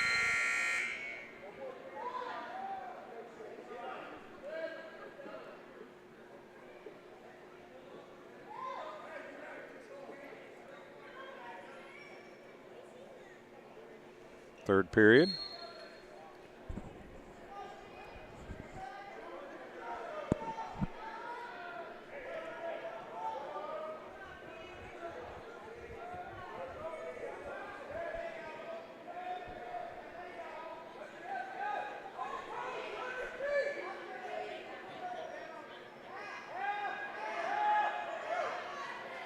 Back points coming.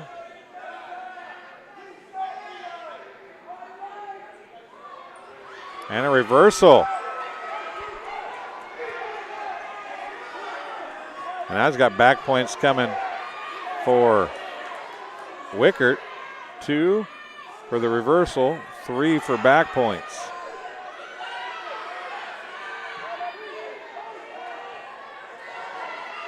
Wanting a pin.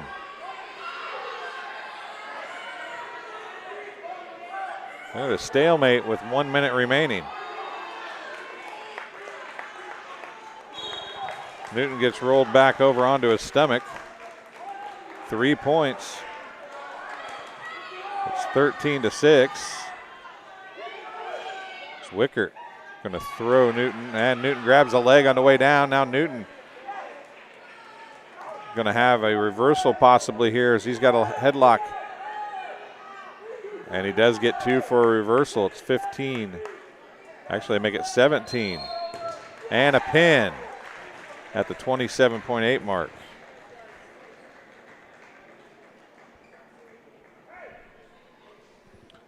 It was 17-6 at the time.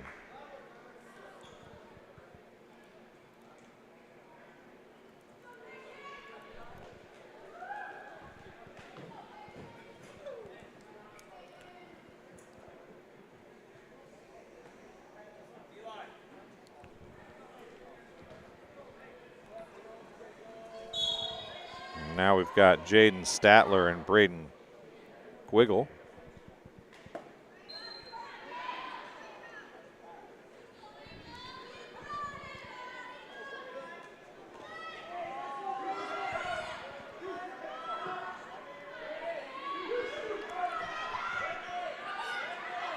Two points.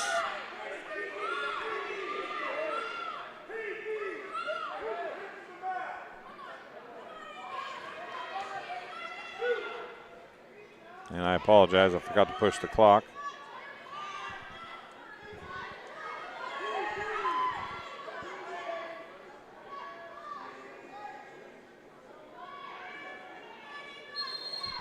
And a pin at the 118 mark.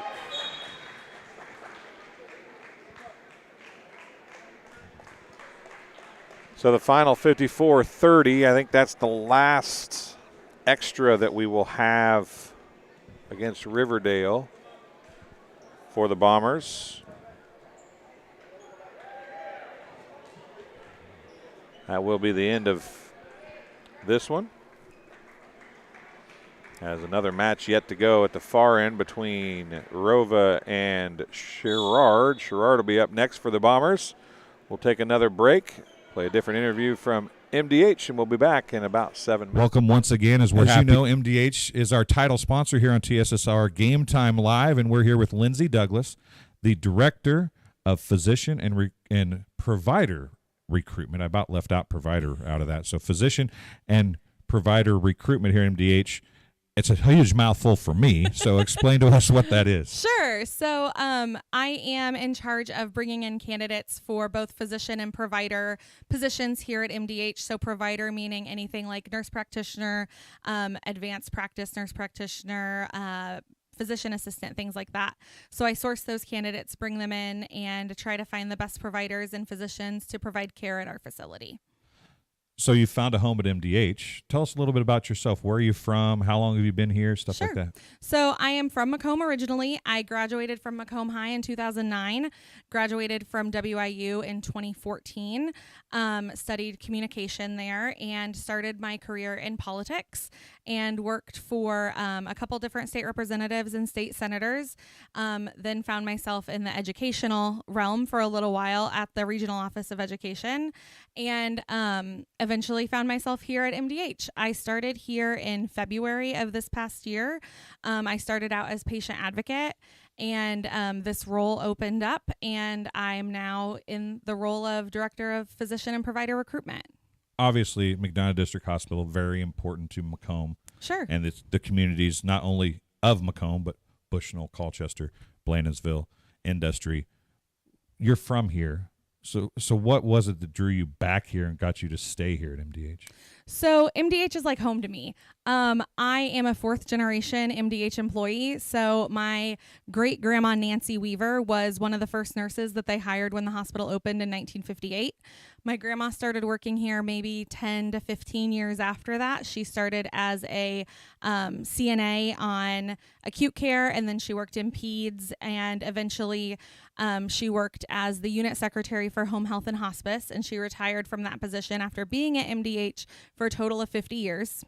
That's a long time. Yeah. My mom is here as an administrative secretary. She's Brian's administrative assistant. And so I'm now here as a 4th generation employee of the hospital. So it was kind of a thing where I always thought I might end up at MDH just because of that family legacy of working in healthcare. So before we came on camera, I heard a story. You guys were at a speaker recently, and you got to be there with your mom. Yeah. Does that make it really special to be a part of MDH, to still have your mom working here? It's so cool. My mom is down the hall from me. So if I need something in the middle of the day, I can run down the hall and grab her. But it's also just cool to think about like the legacy that leaves in the community, especially being 4th generation and female. I think that's just a really special thing for my family and for this community here. So as we look at those kind of, you have a personal connection here. How do you use those personal connections when you're out trying to recruit a physician or a provider? Sure. So I use the story a lot of my office, actually. So I'm in room 318, which was a room for patients at one time, and now they've converted it into an office space. And one of my favorite stories to tell physicians is that my great grandma was sick in the hospital and was in that room, and that's where my grandma was recruited to join MDH. So my grandma had no plans of working in healthcare, but she was taking care of her mom as a sick patient. And the nurse at the time came to her and was like, "You are such a great caretaker. Why are you not a nurse? Why are you not doing this as your full-time occupation?" And so my grandma decided that healthcare would be her lifetime and like 50 years. And so she started working for MDH and was recruited right out of my office. So I just find that to be a really special connection when I'm looking to bring people to this community. Like, the recruitment started in this office 50 years ago. And here I am starting a whole new legacy of recruiting people. And I just am so passionate about this community. And I just love living here. I moved back here from Quincy, chose to raise our family here just because we really love Macomb and we really love being in McDonough County. So obviously the personal touch, you got the great personal story. You love Macomb. What does MDH offer to the providers and the physicians? What's the sales point for you on the professional level? So because we're a small rural healthcare organization, your voice is heard here much louder than when you're in a large organization. So when you're in one of those larger hospital systems, you might be one of 15 to 20 providers in a specialty. At MDH, you might be one of 2, you might be one of 1. And so your voice in that medical staff office is going to be the loudest one in the room about your specialty. And that's a really unique situation for a physician to be, the main voice for speaking for pediatrics or for speaking for orthopedics or whatever that specialty is. You're it. You're the guy. You're the one providing the care for the whole community. And you don't get that if you go to a large healthcare organization. So those bonuses are probably obstacles in some cases as well. Sure. So how do you overcome those obstacles? It really depends on the provider. If someone is really wanting to be in a place where they're just in the background, they don't want to be that main voice, I kind of have to tell them, this is unique. It's a unique community where you're going to go out into Walmart to get your groceries and run into one of your patients, and you're not going to find that everywhere. And that might be scary for you, thinking about, well, I don't want to mess somebody's care up and then run into them and have to explain it to all of Walmart. But it's just, you can also sell that as you're not going to go to Chicago and work somewhere where you're going to run into your patients every day. Well, Lindsay, I appreciate you coming and talking to us today. Hopefully some people can understand more about MDH and how it's such a family-oriented business and so important to McDonough County and the surrounding area. Keep doing a good job, and maybe your little girl that wanted that 100 chicken nuggets can be the next generation to join MDH. Exactly. Well, we'll be back after halftime here on TSSR Game Time Live, presented by MDH. MTC Communications is building a high-speed fiber network in our community, and we're putting priority on the areas with the greatest interest. That means we need your input to let us know you want us to build fiber in your area first. Experience the speed and convenience of fiber internet by visiting our special website and registering. Let us know you want fiber internet today, and make your voice heard. There's been a lot of rewarding parts working at McDonough District Hospital. I've had patients come to me that maybe have not had care in the community, care available, so with the addition of nurse practitioners lately, we've been able to add more care, and that's very rewarding to me. My hope is that when the patients leave at the end of an appointment, they leave and they definitely feel like they've been listened to, and they feel like their needs have been met, their cares have been met, and that they're going to get the proper treatment that they deserve from me as a provider. And welcome back. As you can see, getting ready for Sherrard versus Macomb here from Macomb, Illinois. You're watching TSSR Game Time Live, presented by MDH. We do have a few extras. Looks like we've got 3 of them.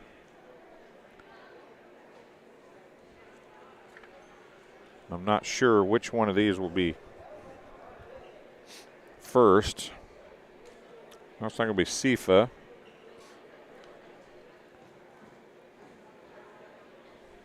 Drew Hyde or Ava Clayton for the Bombers.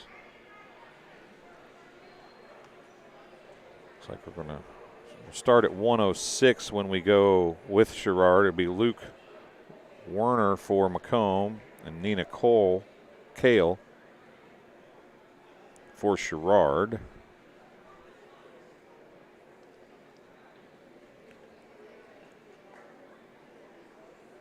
I think I can't read Coach's writing.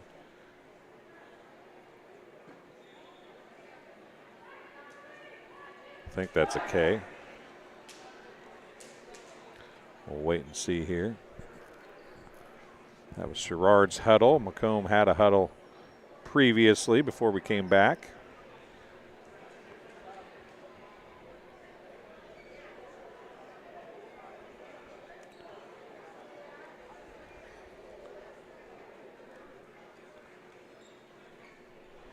We're getting ready to go here. This is going to be, I don't know. This is Drew Hyde and Nadia Anderson. This would be one of the extras.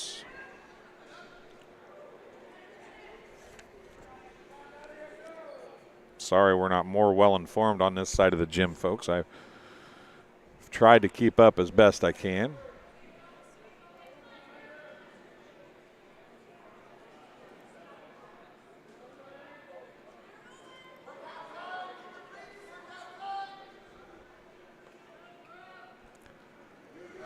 Once again, this is an extra. Does not count towards the two teams' score. It's Drew Hyde for Macomb in the black and Nadia Anderson in the yellow and blue. Yellow and, yeah, purple is black.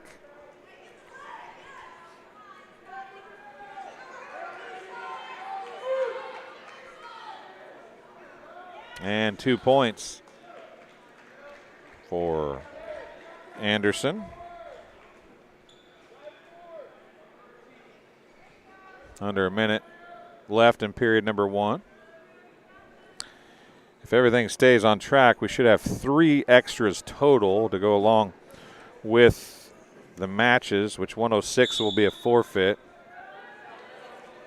And that will be, there'll be a forfeit at 215 and 285 as well in our regular matches. Macomb has 2. Sherrard does not have a heavyweight that's going to wrestle, so we'll work towards the end of period number 1 here.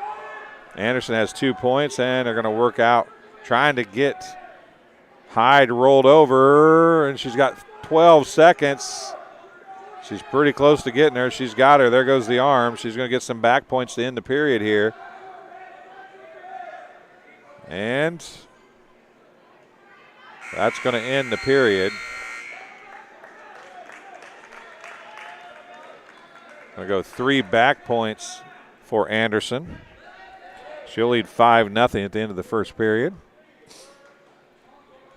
Heading to the second.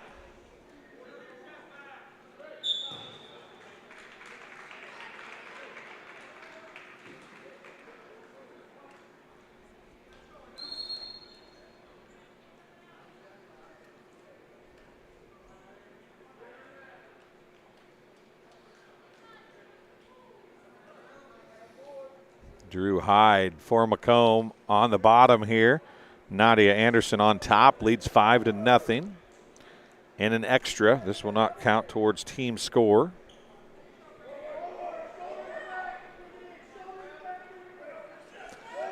This is Sherrard and Macomb.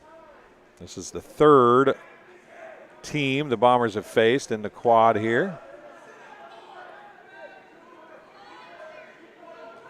Back points coming again for Anderson. 3 points will come for Anderson if she doesn't get the pin first. She's very close, very close. There it is.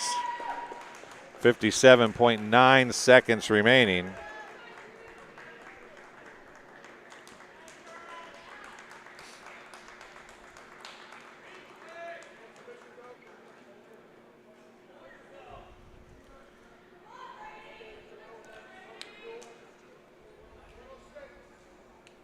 .106 is where we're at now. It will be a forfeit to Sherrard by Macomb.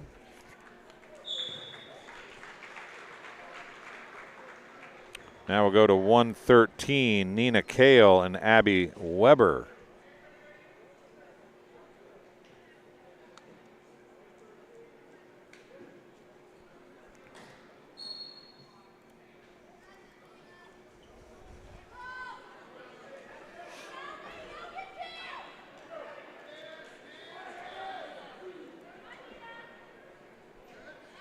.2 points on a takedown for Abby Weber.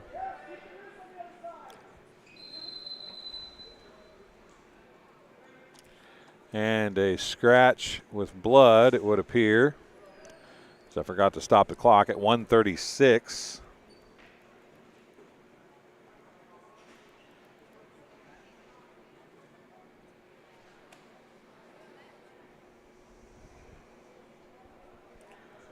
I have to stop that, get it wiped up, cleaned up, try to stop the bleeding.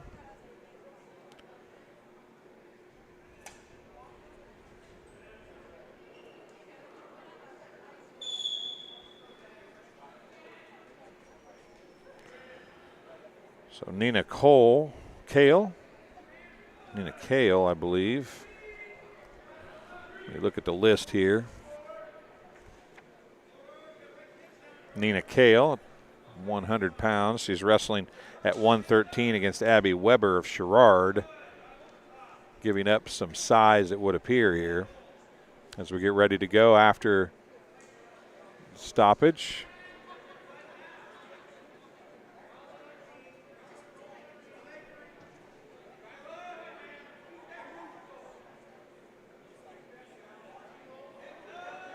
I think they're going to have him wrap it. So they're going to take another break for blood, and the trainer was not going to wrap it. He thought he had it stopped. The referee did not think it would stay stopped, it would appear, so they'll go ahead and wrap it up here.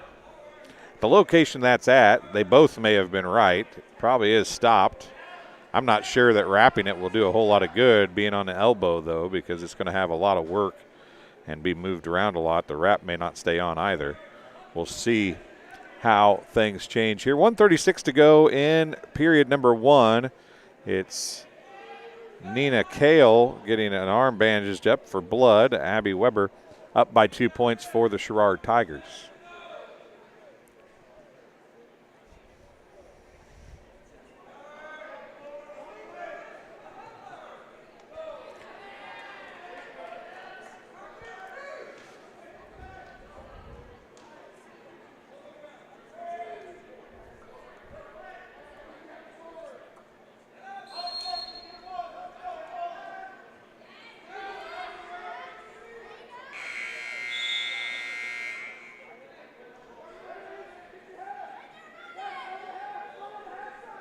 Still Weber on top. So again, share this if you would. If you know anybody who'd like to watch the Sherrard-Macomb match, that's what we've got left. If you know anybody from Riverdale or from ROWVA Williamsfield that may want to watch, this is available as well. They can scroll right back through and take a watch. And then nice move to get Kale on her back for Weber. And some points coming here for back points. As rolled over, we'll see what they give her for back points. If they give her, they're going to give her 3 for back points. 5-0. Now more back points coming here. The coach for Sherrard smacked his hand like, come on, that's a pin. Took a little longer to get it than he wanted, but the pin comes at the 37.3 mark of the first period for Abby Weber. 6 points goes to the Tigers. They're up 12-0 after the pin and the forfeit. Next will be Ethan Hoyt for Macomb and Braden Krall for the Tigers.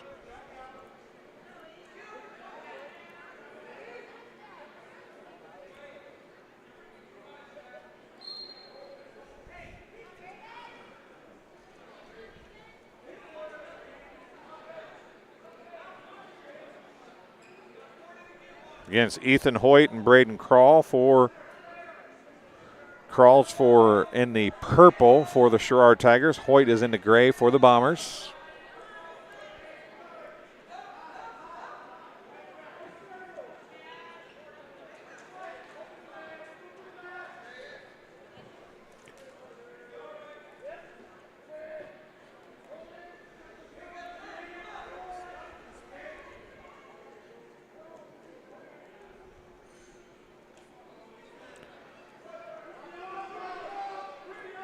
And back points coming following a takedown for Krall. And a pin comes for Krall as Hoyt is pinned at the 106 mark.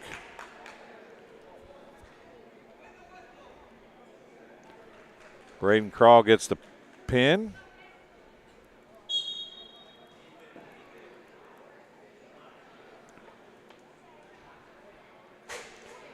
We get ready to go with 1:26.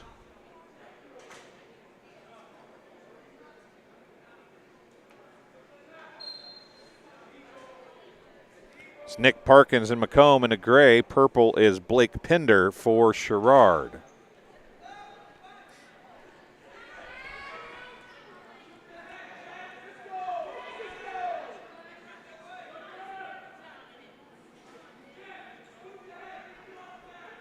Pinder in control, but has not got the takedown points yet. As Parkins tries to get off the mat.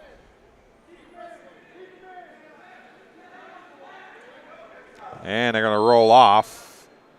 Going to be up neutral.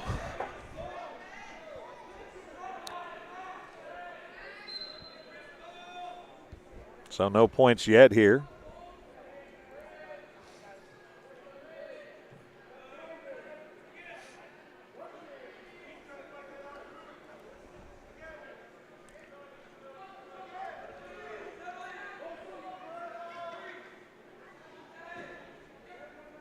We've had a few matches tonight that have went to the end of a period before getting any points. And this one appears to be similar as they're under a minute to go here in the first period. No points have been scored. It has been Pender on the attack most of the way, just has not been able to get a takedown as of yet. Parkins has fought off the first attempt. Now he's at attempt number 2, and they're going to set things back up.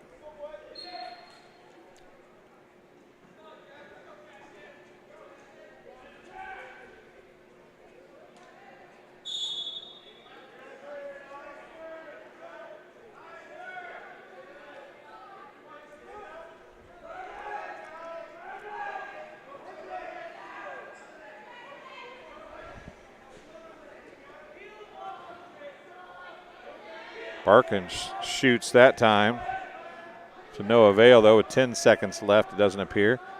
And now the 2 points for the takedown going to come at the last second for Blake Pender. Parkins shoots, and Pender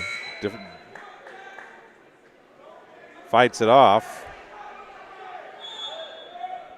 And he'll lead 2-0 at the end of the first period. Parkins will start down.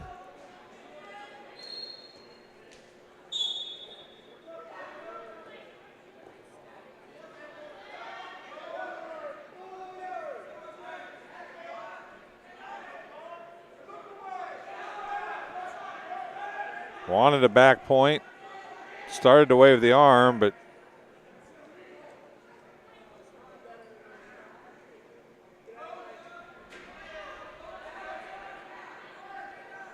didn't get any points. We will do another Macomb. I'm sure we'll do another Macomb match or two here before the year goes out. And another pause.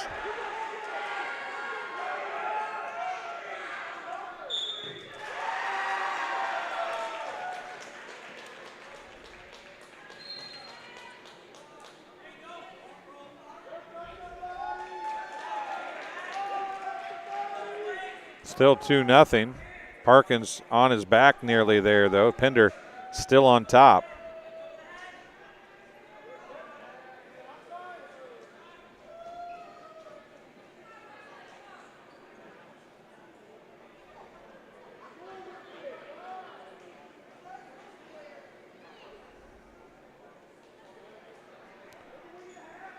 Approaching the end of the second period now. Parkins nearly an escape. If he can stand up and get away, he will. It's 2-1.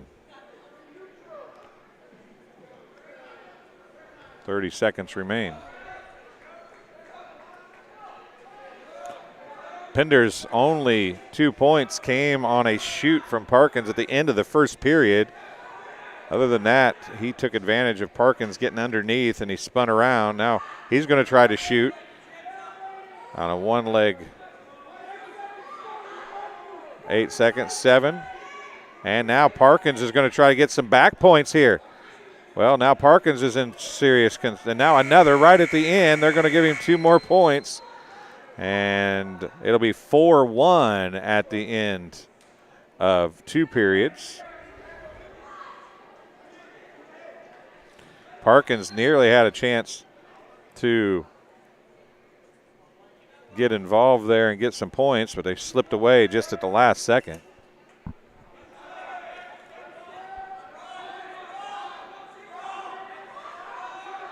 Four to 1. Oddly enough, I do not believe we've had a match in any of the first 2 duels to go. As Parkins is going to get 2 for a reversal, and he's down by 1 now, 4-3.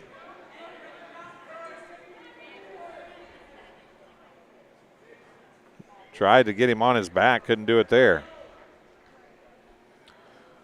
This has got full length written all over it here, and it'll be the first match of the night that we've had that went full. We've had 1 major decision, and everything else has been pins or forfeits. A lot of pins here tonight, both ways. And now a timeout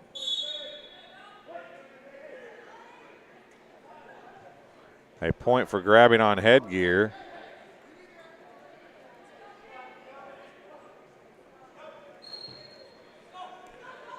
Given to Sherrard's Pender.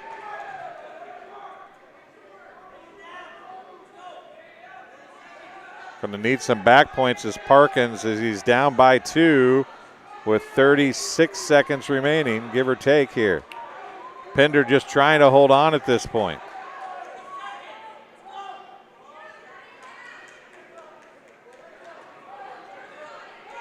"20 seconds. Parkins got an ankle lock, trying to get him flipped over. 12 seconds. Stalling red. And it's going to end, though. Not enough points to do any good. That's how the match ends. Did they give a point? They did not give a point for stalling. It's 5-3, the final.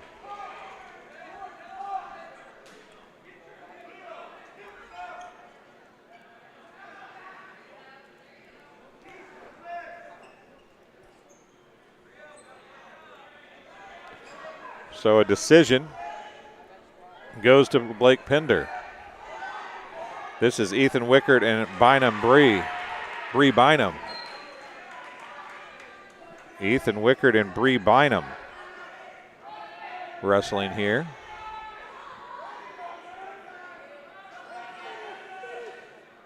No, this isn't. This is, didn't even look up.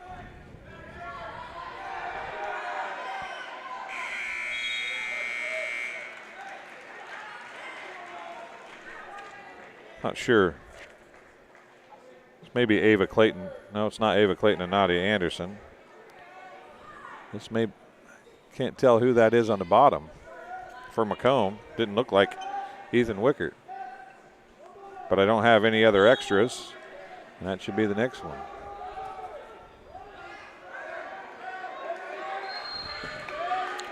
Pin. Yeah, it wasn't. I don't know. I don't have this match, folks. That's not a. It does count.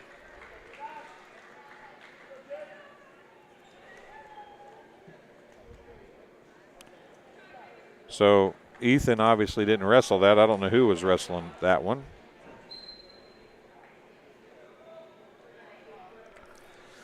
This is Damone Johnson.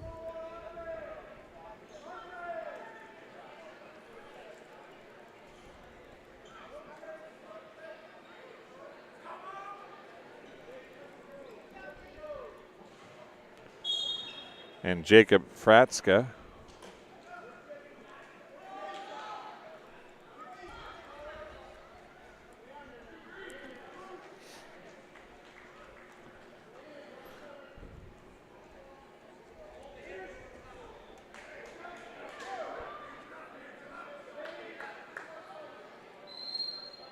Out of the ring they go. Out of the circle, I should say. Macomb has not scored a point against Sherrard as of yet. This is match number 6.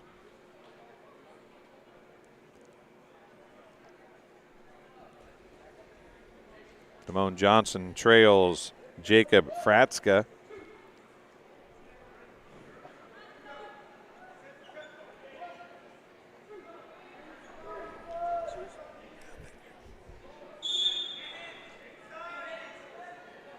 Still 2 points waiting. Well, had a shot at another point there.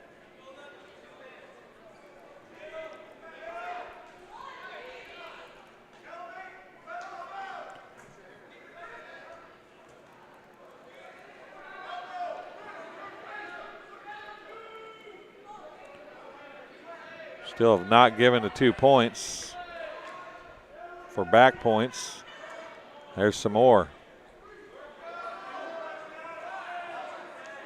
There's a 3 back points now.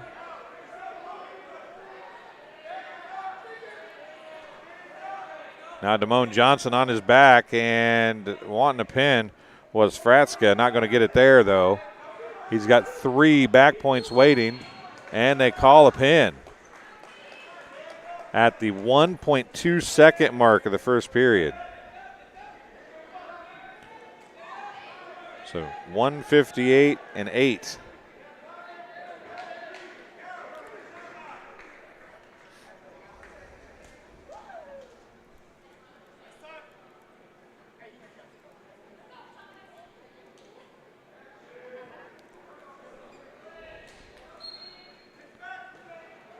This is Thomas Kobiks and Andrix Knox.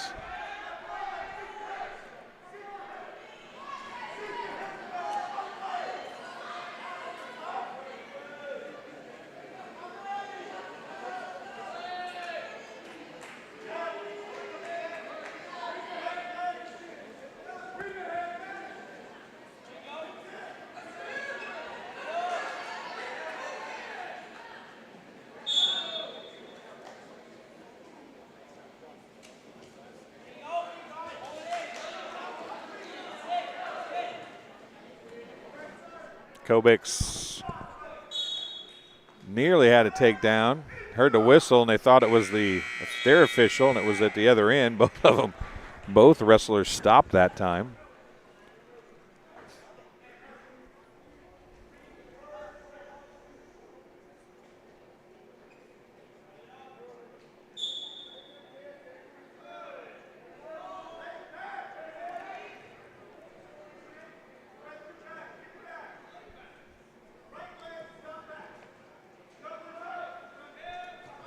.40 seconds left here in period number 1. Got our first decision of the night at this end of the arena at the 126 mark when Blake Pender beat Nick Parkins. Everything else has been pinned. Nothing in this match against Sherrard has went past the first period, and everything has been pinned. Besides that one has been pinned by Sherrard, and now Kobiks trying to get 2. He does. Kobiks leads 2-0. And an escape for Knox. It's 2-1 at the end of the first period.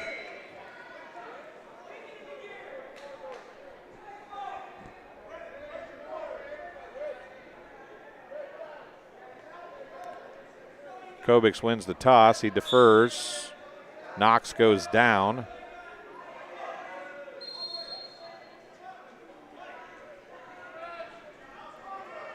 And an escape, and we're tied at 2.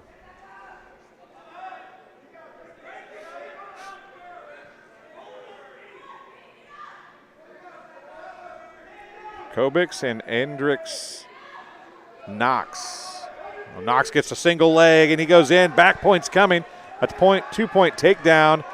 A great move by Knox. He gets 2 for the takedown. See if they're waiting on any back points or not. I can't believe they're not. Maybe looking at a pin here. They're looking. And there it is. Period number 2. The pin comes with 1:18 remaining for Andrix Knox.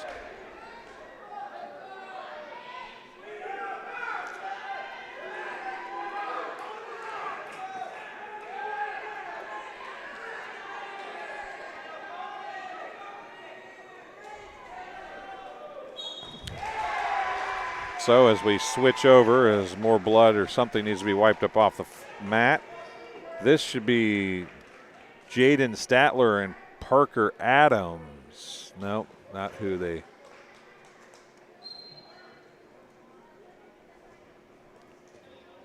This is 150, 2 points.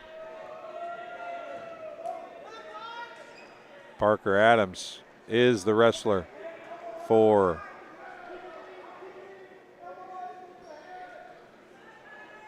Sherrard. Adams wants a pin.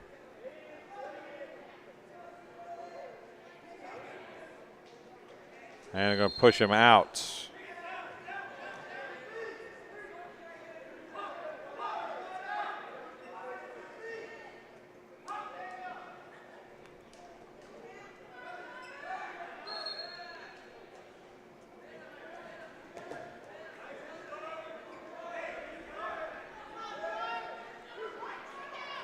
And again to the back.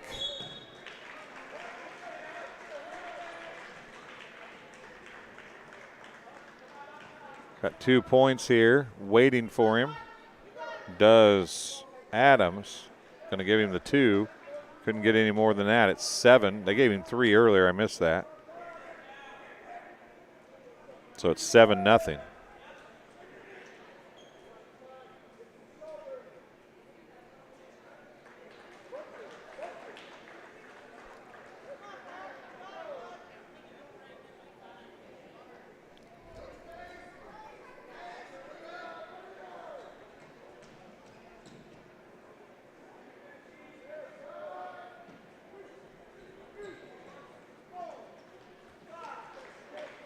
Three more back points coming.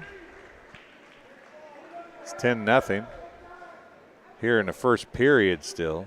Major decision possibly coming. There's 3 more back points and a pin. Pin at 14.2.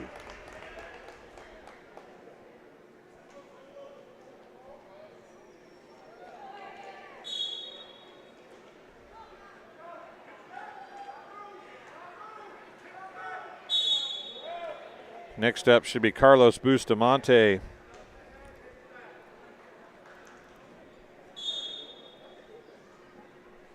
And Caden Dutton, I do believe.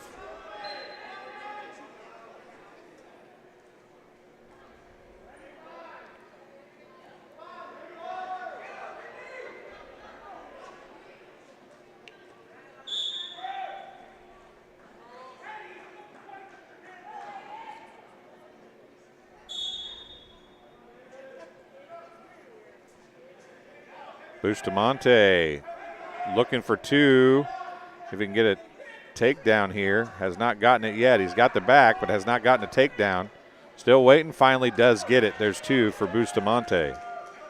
Good job of trying to fight that off by Dutton. Just couldn't quite get the job done.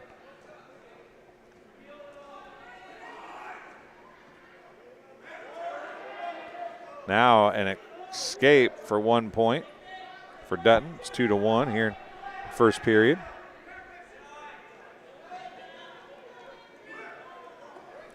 Got to give the points to Sherrard. They are up 45-0. The Bombers have not won a match here against Sherrard.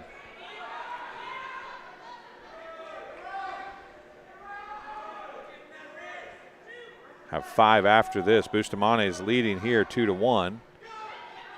We work towards the end of the first period.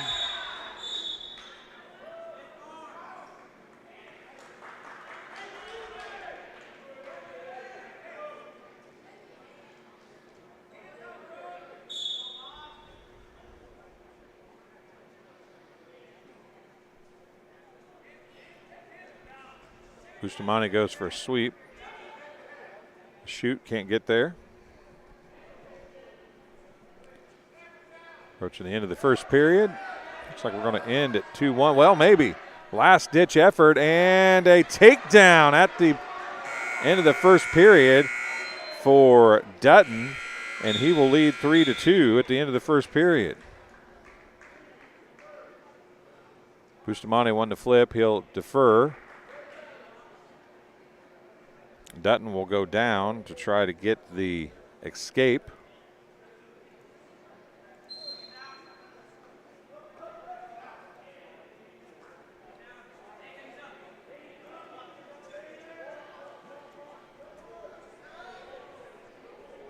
Does get the escape. He leads 4-2.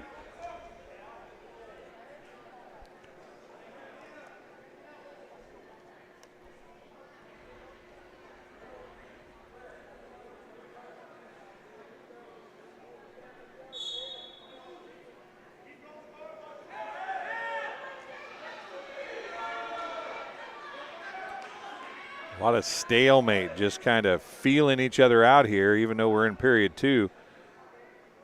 Neither wrestler has been over anxious to make the first move. Dutton makes one there, and then he might pay for it as Bustamante tried to spin around. Can't do it. So back to the standing position they both go. Wrist lock for each.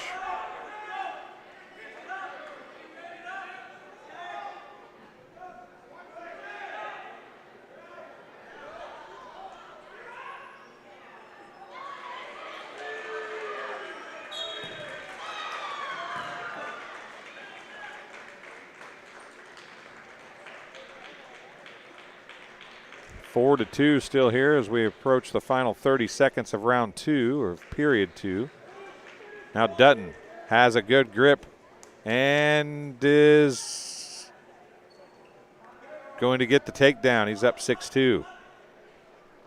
20 seconds remaining.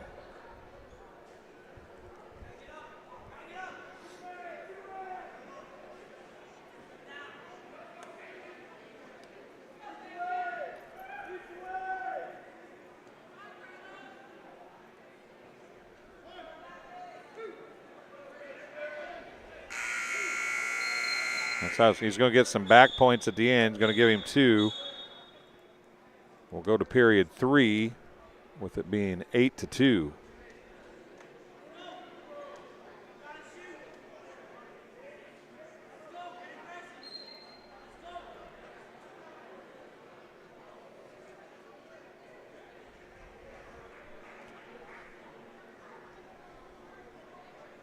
Once again, this is Carlos Bustamante and Caden Dutton at 157.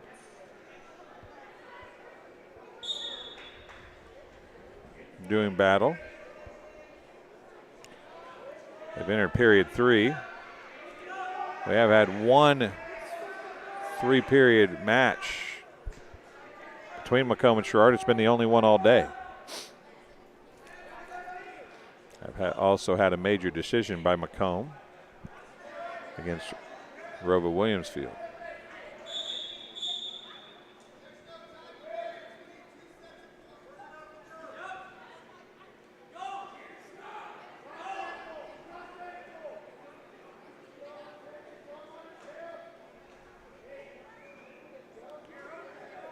Under a minute to go. It's 8-2 still. Nobody has scored here in period 3. Bustamante trying to switch around. Looks like he may get a reversal. He gets 2 for the takedown, actually. It's 8-4. He's got to get back points. His only chance with 35 seconds remaining about here. But Dutton still has a hold of his ankle.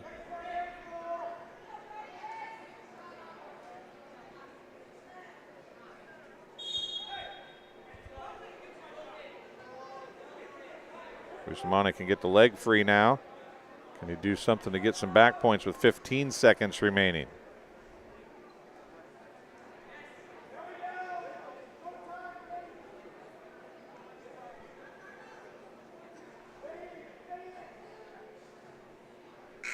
That's the end of the match. 8-4. Dutton with the win for the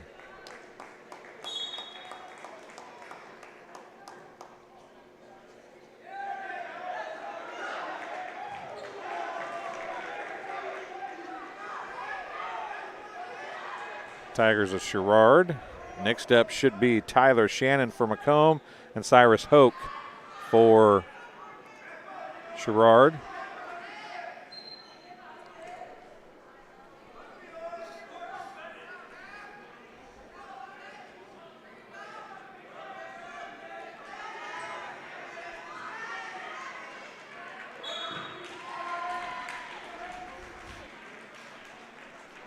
Again, this is Tyler Shannon and Cyrus Hoke at 165.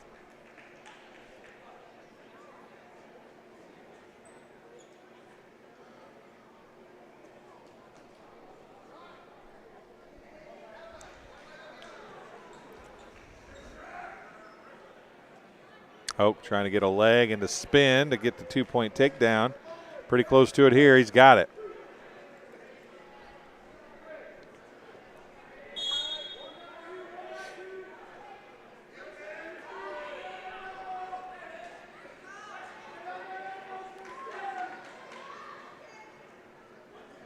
And a reversal by Tyler Shannon brings it even at 2-2.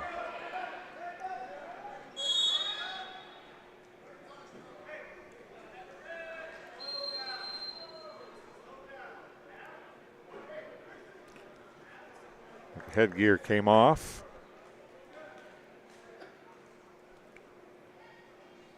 Reset the headgear and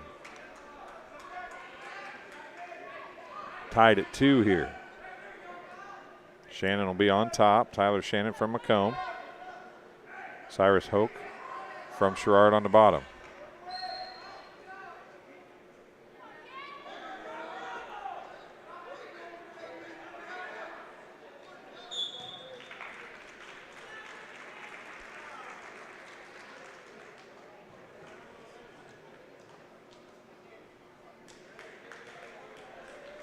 Shannon has controlled since the reversal, but he has not been able to get any back points, as Hoke has locked his hands together.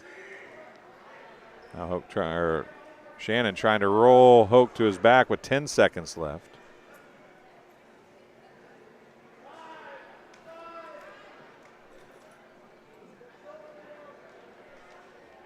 And that's going to end the first period.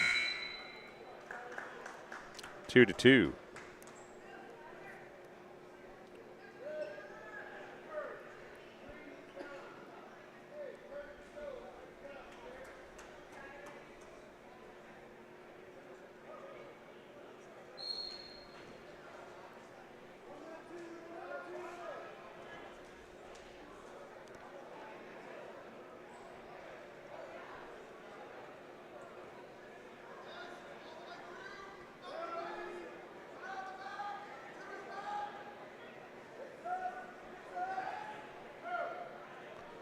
Two points for Tyler Shannon.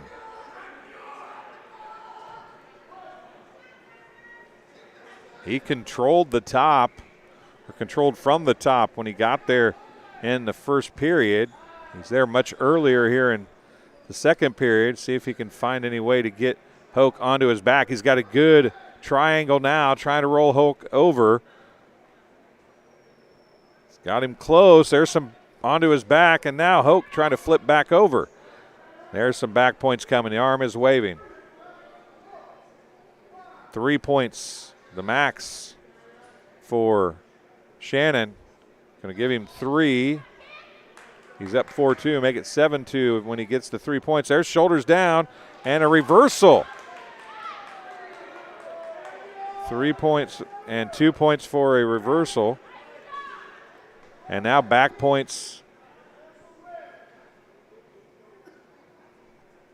and 2 points for back points. And 7-6. And now back points again, nearly out of the circle. They're going to be out of the circle. Clock will stop. 2 more points. And Hoke will take the lead 8-7 with 17 seconds remaining.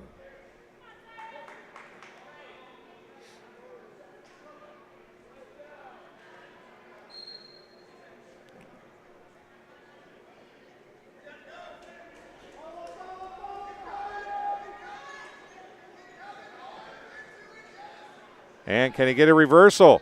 Tyler Shannon trying to get a reversal. He's got it, and he's got back points too at the end of the period. Where does he get to? 2 for the reversal and 2 for back points, and it's 11-8. A lot of points scored there in the second period. 11-8, Tyler Shannon.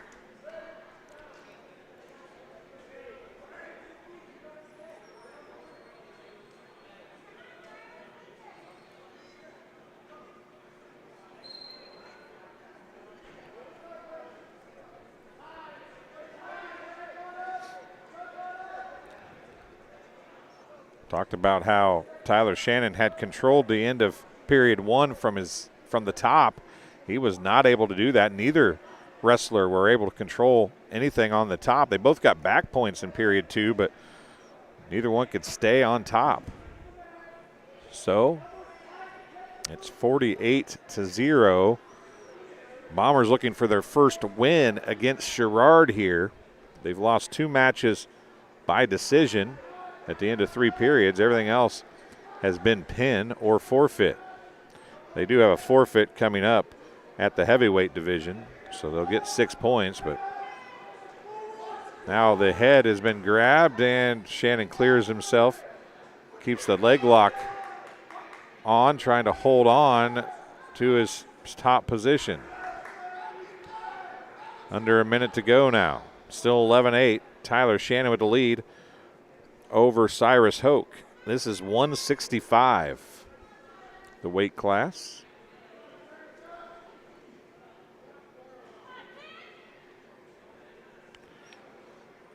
Both arms back.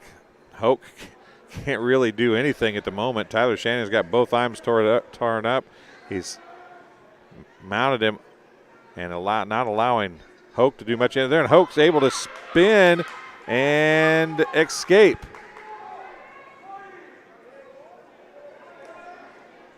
And a reversal. They're going to give him 2. It's going to make it 11-10.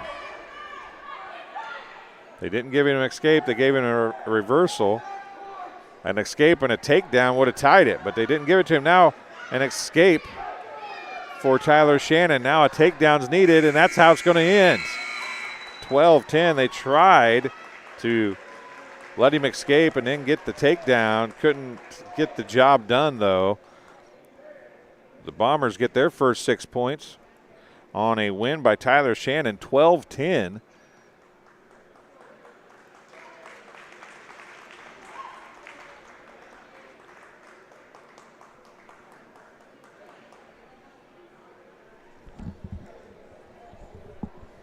Krishan Franklin for Macomb and Joe Cushman for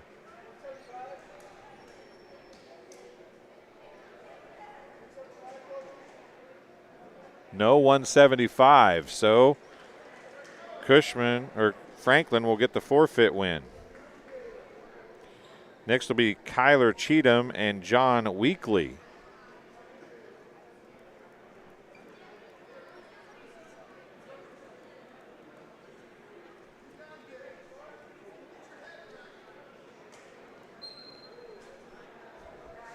This is 190.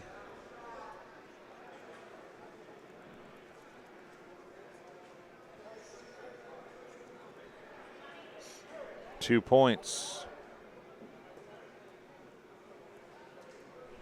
Do you believe this is John Weekly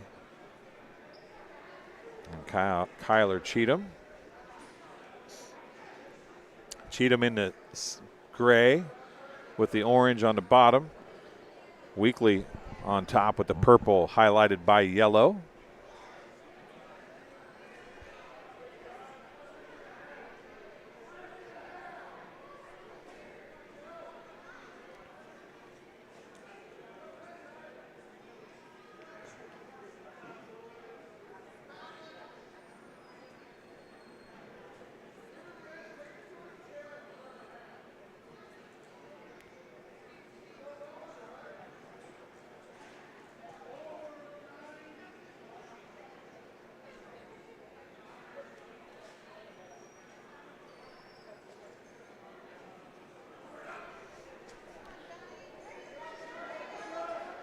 John Weekly and Kyler Cheatham doing battle.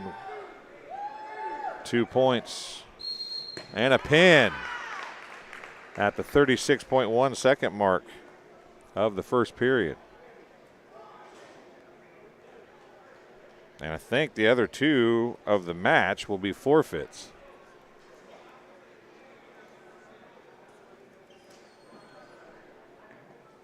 Peyton Germain for Sherrard will get a forfeit to make it 60 points. And Charlie Bedford will get a forfeit for the Bombers at heavyweight.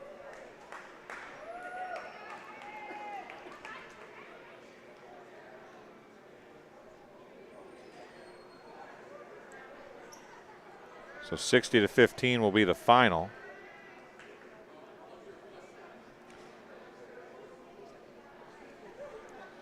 And Kelly Ladd and Nadia Anderson, I believe, going to do battle here.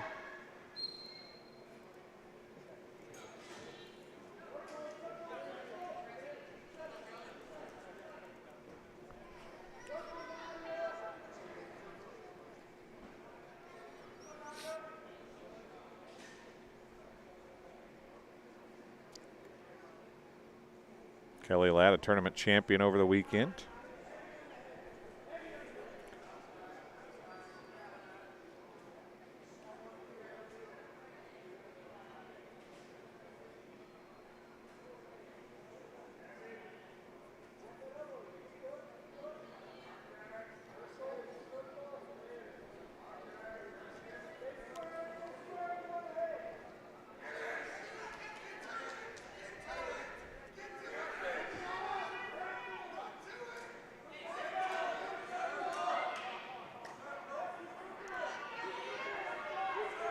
Still neutral here.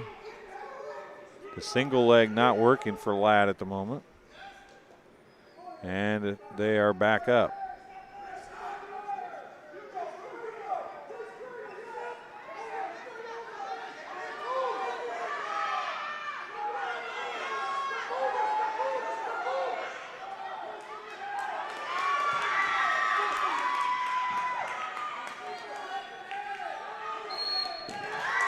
And a pin.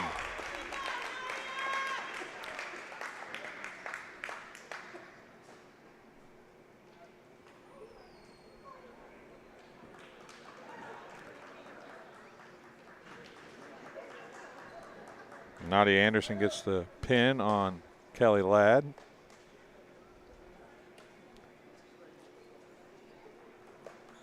That might be the last match of the night. It is. We'll take a quick break, and we'll see if either of the coaches want to come over and talk to us or not. And we'll be back on TSSR Game Time Live, presented by MDH, right after this. After my appointment that day, I just made up my mind that I'm going to have my baby here in Macomb and this hospital, because irrespective of where you're from, who you are, it's just their line of duty to make sure they give care, make you comfortable. I thought about the staff of MDH. You know, they're all good. You will get all the support you need. This is just the best place for you and your family. At Western Illinois University, leathernecks don't just blend in. Our purple stands out. Our students are innovative, creative, and resilient. At WIU, there is limitless potential, with campuses in Macomb, the Quad Cities, and online. Visit wiu.edu/potential to become a leatherneck and get an education that stands out. Minimally invasive surgery offers a variety of benefits to the patient. We're now able to offer patients a variety of operations with small incisions rather than big open incisions. The surgeries that we can do now, minimally invasive, include bariatrics, hernia repair, colorectal surgeries, faster recovery, smaller incisions, faster time back to work.